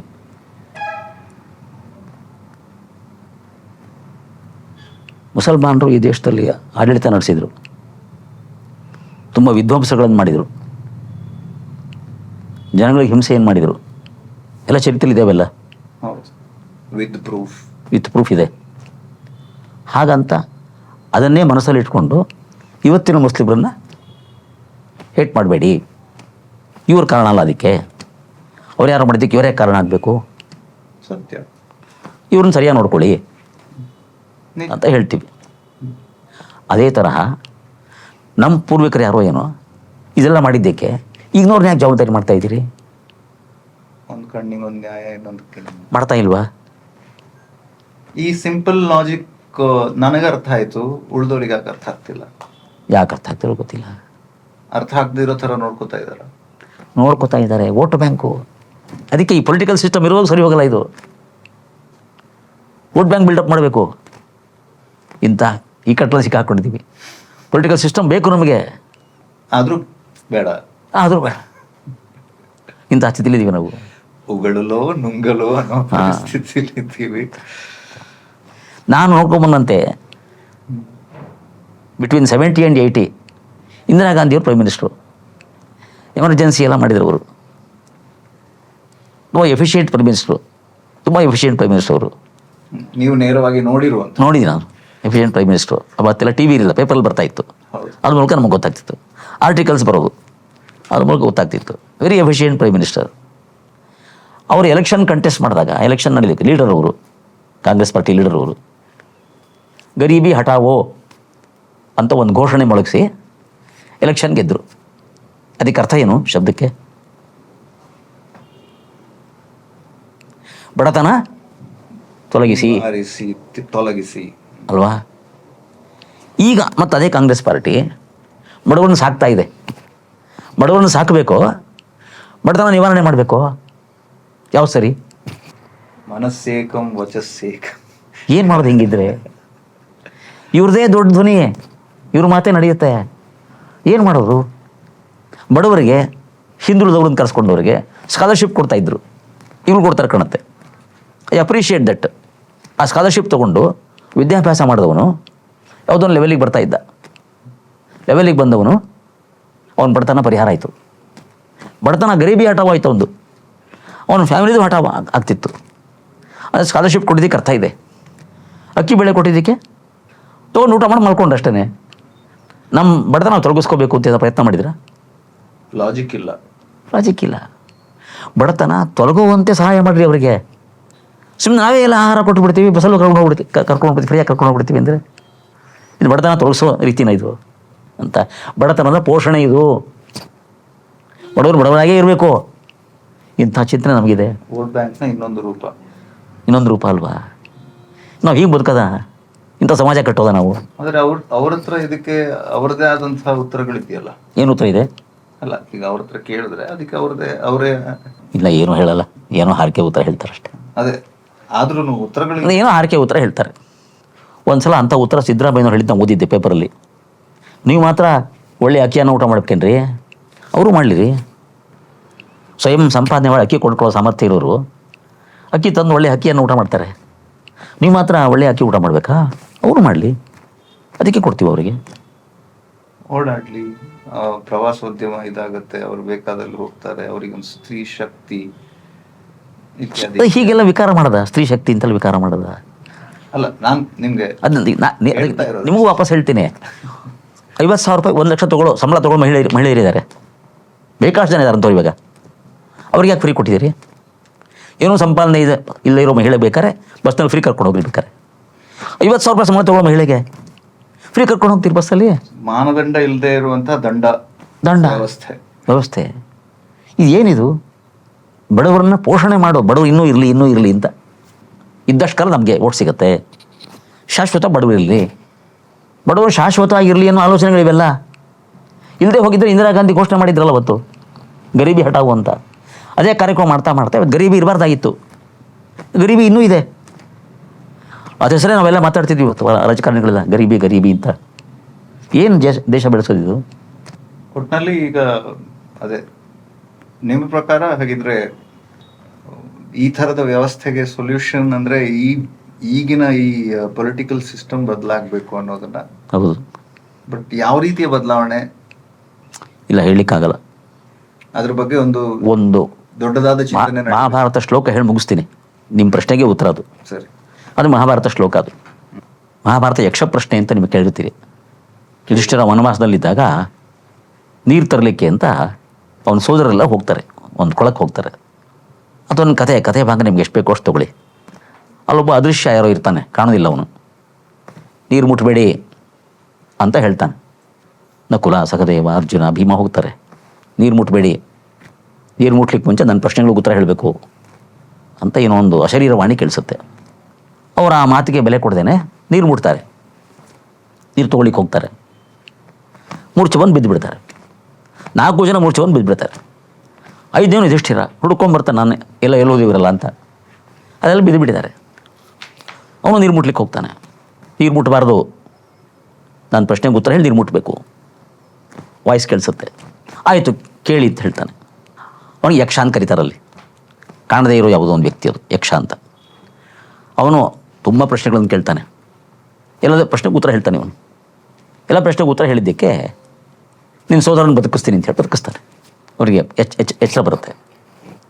ಇನ್ ಅಡಿಷನ್ ಟು ದಟ್, ನೀನು ಇಷ್ಟು ಚೆನ್ನಾಗಿ ನಡ್ಕೊಂಡಿದೆಯಲ್ಲ, ಒಂದು ಅಡಿಷನಲ್ ವರ ಕೇಳು, ಹೆಚ್ಚಿಗೆ ವರ ಕೇಳ್ಕೊ ಅಂತ ಯುಧಿಷ್ಠಿರಂಗೆ ಆ ಯಕ್ಷ ಹೇಳ್ತಾನಂತೆ. ಯುಧಿಷ್ಠಿರ ಹೇಳ್ತಾನೆ, ಶ್ಲೋಕ ಹೇಳ್ತೀನಿ. ಜಯೇಯಂ ಲೋಭಮೋಹೌ ಚ ಕ್ರೋಧಂಚ ಅಹಂ ಸದಾ ವಿಭೋ ಸತ್ಯೇ ತಪಸಿ ದಾನೇ ಚ ಮನೋಮೇ ಸತತಂ ಭವೇತ್. ನಾನು ಲೋಭ ಗೆಲ್ಲಬೇಕು, ಮೋಹ ಗೆಲ್ಲಬೇಕು, ಕ್ರೋಧ ಗೆಲ್ಲಬೇಕು. ತನಗೆ ತಾನು ಶಿಕ್ಷಣ ಕೊಟ್ಕೊಳ್ತಾನೆ, ಬೇರೆಯವ್ರಿಗೆ ಹೇಳೋದಲ್ಲ. ನಾನು ಲೋಭ ಗೆಲ್ಲಬೇಕು, ಮೋಹ ಗೆಲ್ಲಬೇಕು, ಕ್ರೋಧ ಗೆಲ್ಲಬೇಕು. ನಾನು ಸತ್ಯೇ ತಪಸಿ ದಾನೇ ಚ.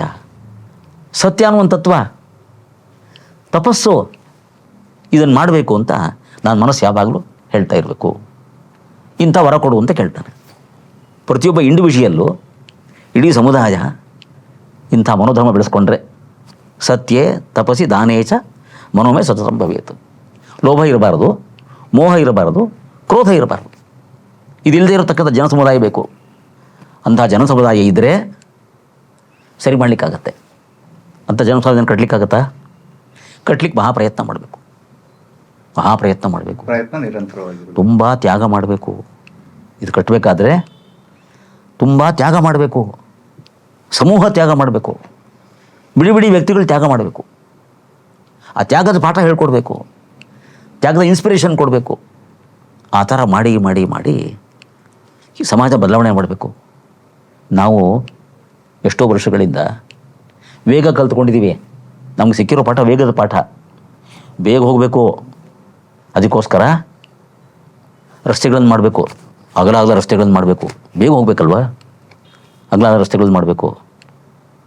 ಸಾಲದು, ಆಕಾಶದಲ್ಲಿ ಹಾರ್ಕೊಂಡು ಹೋಗಬೇಕು. ಅದಕ್ಕೆ ಬೇಕಾದ ವ್ಯವಸ್ಥೆ ಮಾಡ್ಕೊಳ್ಬೇಕು. ಯಾಕೆ? ಬೇಗ ಹೋಗಬೇಕು. ಈ ಬೇಗ ಹೋಗಬೇಕು ಅನ್ನೋ ನಮ್ಮ ಮನೋಧರ್ಮದಲ್ಲಿ ಏನೇನೋ ಮಾಡ್ಕೊಂಡಿದ್ದೀವಿ. ಅದೆಲ್ಲದರಿಂದ ಅಪ್ರಾಮಾಣಿಕತೆ ಹುಟ್ಕೊಂಡಿದೆ. ತುಂಬ ಪದಾರ್ಥಗಳನ್ನ ತಯಾರು ಮಾಡಬೇಕು, ಮಾರಾಟ ಮಾಡಬೇಕು, ತುಂಬ ಲಾಭ ಬರಬೇಕು, ಹೀಗೆ ಮಾಡ್ಕೊಂಡಿದ್ದೀವಿ. ಇಂಥ ಜನಸಮುದಾಯ ಇದ್ದರೆ ಒಳ್ಳೆಯವರಾಗಿರ್ಲಿಕ್ಕೆ ಸಾಧ್ಯನಾ ಅಂತ. ಜೇನುತುಪ್ಪದ ಬಗ್ಗೆ ಒಂದು ವಾಟ್ಸಾಪಲ್ಲಿ ಒಂದು ರಿಪೋರ್ಟ್ ಓದಿದ್ದೆ. ವಾಟ್ಸಾಪಲ್ಲಿ ಇವತ್ತು ಶುದ್ಧವಾದ ಜೇನುತುಪ್ಪ ಸಿಗೋದಿಲ್ಲ ಎಲ್ಲೂ. ಜೇನು ಇರೋ ಜೇನು ಸಾಕಣೆ ಪ್ರದೇಶದಲ್ಲಿ ಒಂದು ಶುದ್ಧವಾದ ಜೇನುತುಪ್ಪ ಒಂದು ಸಲ ತೆಗಿತಾರಂತೆ. ಆದಮೇಲೆ ಅದೇ ಜೇನಿನ ಹುಟ್ಟಿಗೆ ಬೆಲ್ಲದ ರಸ ಹಾಕ್ತಾರಂತೆ. ಆ ಬೆಲ್ಲದ ರಸ ಹಾಕಿ ಅದನ್ನು ಬಾಟ್ಲಿಗಳಿಗೆ ತುಂಬಿ ಕಳಿಸ್ತಾ ಇರುತ್ತೆ. ಜೇನುತುಪ್ಪ ಅಂತ ಅಂಗಡಿಗಳಲ್ಲಿ ಮಾರ್ತಾರಂತೆ. ವಾಸ್ತವಿಕ ಜೇನುತುಪ್ಪ ಅಷ್ಟೊಂದು ಪ್ರೊಡ್ಯೂಸ್ ಆಗೋದಿಲ್ಲಂತೆ. ಎಲ್ರಿಗೂ ಬೇಕಾದಷ್ಟು, ಎಲ್ಲ ಅಂಗಡಿಯಲ್ಲಿ ಸಿಗುವಷ್ಟು ಜೇನುತುಪ್ಪ ಪ್ರೊಡಕ್ಷನ್ ಆಗೋದಿಲ್ವಂತೆ. ಈಗ ನೀವು ಯಾವ ಅಂಗಡಿ ಬೇಕಾದ್ರೆ ಜೇನುತುಪ್ಪ ಕೊಡ್ತಾರೆ ಇವಾಗ, ಎಷ್ಟು ಬೇಕಾದ್ರೂ ಸಿಗುತ್ತೆ ಇವಾಗ. ಕಾರಣ ಬೆಲ್ಲದ ಪಾಕ ಹಾಕ್ತಾರಂತೆ ಆ ಜೇನು ಹುಟ್ಟಿಗೆ. ಅದನ್ನು ಬಾಟ್ಲಿಗಳು ತುಂಬಿಸಿ ಕಳಿಸ್ತಾ ಇರುತ್ತೆ ಅಂಗಡಿಗೆ. ಇಂಥ ಮೋಸ ಮಾಡುವ ಜನ ಸಮುದಾಯ ಇರೋವರೆಗೂ ಇದೆಲ್ಲ ಆಗ್ಲಿಕ್ಕೆ ಸಾಧ್ಯನಾ? ನಾವು ಆದಷ್ಟು ಬೇಗ ಆ ರೀತಿಯ ಪ್ರಯತ್ನಗಳು ಯುಧಿಷ್ಠಿರನ ದಾರಿಗೆ ಬರಲಿಕ್ಕೆ ಆಗ್ಲಿ ಅಂತ ಆಶಾವಾದ ಅಷ್ಟೇ ಇಟ್ಕೊಳ್ಬೇಕು. ಯೋಚನೆ ಮಾಡಬೇಕು. ಈ ಅಂತಹ ಸಂಸ್ಥೆಗಳಿಗೆ ಪ್ರೋತ್ಸಾಹ ಕೊಟ್ಕೊಳ್ತಾ ನಮ್ಮದು ಒಂದು ಸಣ್ಣ ಪಾಲಿರಲಿ ಅಂತ ಪ್ರಯತ್ನ ಮಾಡ್ತಾ ನಮ್ಮ ಕಾಣಿಕೆ ಇರಲಿ ಅಂತ ಪ್ರಯತ್ನ ಮಾಡ್ಕೊಳ್ತಾ ಅಟ್ಲೀಸ್ಟ್ ಈ ಮಾತುಕತೆಗಳ ಮೂಲಕ ಈ ರೀತಿಯ ವಿಚಾರಧಾರೆಯನ್ನ ಒಂದಷ್ಟು ಜನರಿಗೆ ತಲುಪಿಸುವ ಪ್ರಯತ್ನಗಳ ಮೂಲಕ, ಇದರಲ್ಲಿ ಯಾರನ್ನ ಉದ್ದೇಶಿಸಿ ಗುರಿ ಮಾಡಿ ಮಾತನಾಡುವಂತಹ ಪ್ರಯತ್ನ ಅಲ್ಲ ಇದು. ಯಾರು ಇಲ್ಲ, ಇದು ಯಾರನ್ನು ಕೂಡ ಓಕೆ ನೀವು ಸರಿ ನೀವು ತಪ್ಪು ಅಂತ ಹೇಳುವಂತಹ ಪ್ರಯತ್ನ ಅಲ್ಲ. ಆದ್ರೆ ಸಮಾಜದ ಇವತ್ತಿನ ಪರಿಸ್ಥಿತಿಗೆ ನಿಮ್ಮಂಥವರ ಒಂದು ಗಮನ ಯಾವ ಥರ ಇದೆ, ಅದರಿಂದ ಏನು ಸಿಗತ್ತೆ, ಅದನ್ನ ಹೇಗೆ ಕನ್ನಡಿಯಾಗಿ ಹಿಡಿಯೋದಕ್ಕೆ ನಿಮ್ಮಿಂದ ಸಾಧ್ಯ ಆಗತ್ತೆ, ಅದನ್ನ ಒಂದಿಷ್ಟು ಜನರಿಗೆ ತಲುಪಿಸುವಂತಹ ಒಂದು ಸಣ್ಣ ಪ್ರಯತ್ನವನ್ನ ಮಾಡಿದ್ದಕ್ಕೆ ನಿಮ್ಮ ಒಂದು ಸಹಕಾರ ಸಿಕ್ತು. ಇಷ್ಟು ಹೊತ್ತು ನಮ್ಮ ಜೊತೆ ನೀವು ಅಳಿದ್ರಿ, ಇಷ್ಟು ಮಾಹಿತಿಯನ್ನು ನಮಗೆ ಕೊಟ್ರಿ. ಹಿಂಗೆ ನಿಜವಾಗ್ಲೂ ನಮ್ಮ ತುಂಬು ಹೃದಯದ ಕೃತಜ್ಞತೆಗಳನ್ನ ಹೇಳ್ತಾ ಇದ್ದೀನಿ. ಇದು ನನ್ನ ಪ್ರತಿಕ್ರಿಯೆ. ನೀವು ಇಂಥ ವಿಷಯಗಳನ್ನು ಜನಗಳಿಗೆ ತಲುಪಿಸ್ಬೇಕು ಅಂತ ಇಂಥ ಪ್ರಯತ್ನ ಮಾಡ್ತಾ ಇದ್ದೀರಿ. ಇಂಥ ಪ್ರಯತ್ನಶೀಲರು ಇರೋದರಿಂದ ಇಂಥ ವಿಷಯಗಳು ಹೆಚ್ಚೆಚ್ಚು ಜನಗಳಿಗೆ ಮುಟ್ಟಿ ಮುಂದಿನ ಜನಾಂಗ ಸ್ವಲ್ಪ ಸುಧಾರಣೆ ಆದೀತು ಅಂತ ಆಸೆ ಹುಟ್ಟಿಸೋಕೆ ನೀವೆಲ್ಲ ಕೆಲಸ ಮಾಡ್ತಾ ಇದ್ದೀರಿ. ಈ ಕೆಲಸ ಚೆನ್ನಾಗಾಗಲಿ. ನಮ್ಮ ಸಾತ್ವಿಕ ಪ್ರಯತ್ನವನ್ನ, ಈ ಸಂಚಿಕೆಯ ಈ ಪ್ರಯತ್ನವನ್ನ ಇಲ್ಲಿಗೆ ಮುಗಿಸ್ಬೇಕಾಗಿದೆ. ಆದರೆ ಡೈವ್ ಡೀಪ್ ವಿತ್ ಬಡಕಿಲಾ ಪ್ರದೀಪ್ನ ಮುಂದಿನ ಸಂಚಿಕೆಯಲ್ಲಿ ಇನ್ನೊಬ್ಬ ವ್ಯಕ್ತಿಯ ಜೊತೆ ಮತ್ತಿಷ್ಟು ಮಾಹಿತಿ ಹಾಗೂ ಮಾತುಕತೆಯನ್ನ ಮುಂದುವರಿಸೋಣ. ಅಲ್ಲಿ ತನಕ ನಮಸ್ಕಾರ.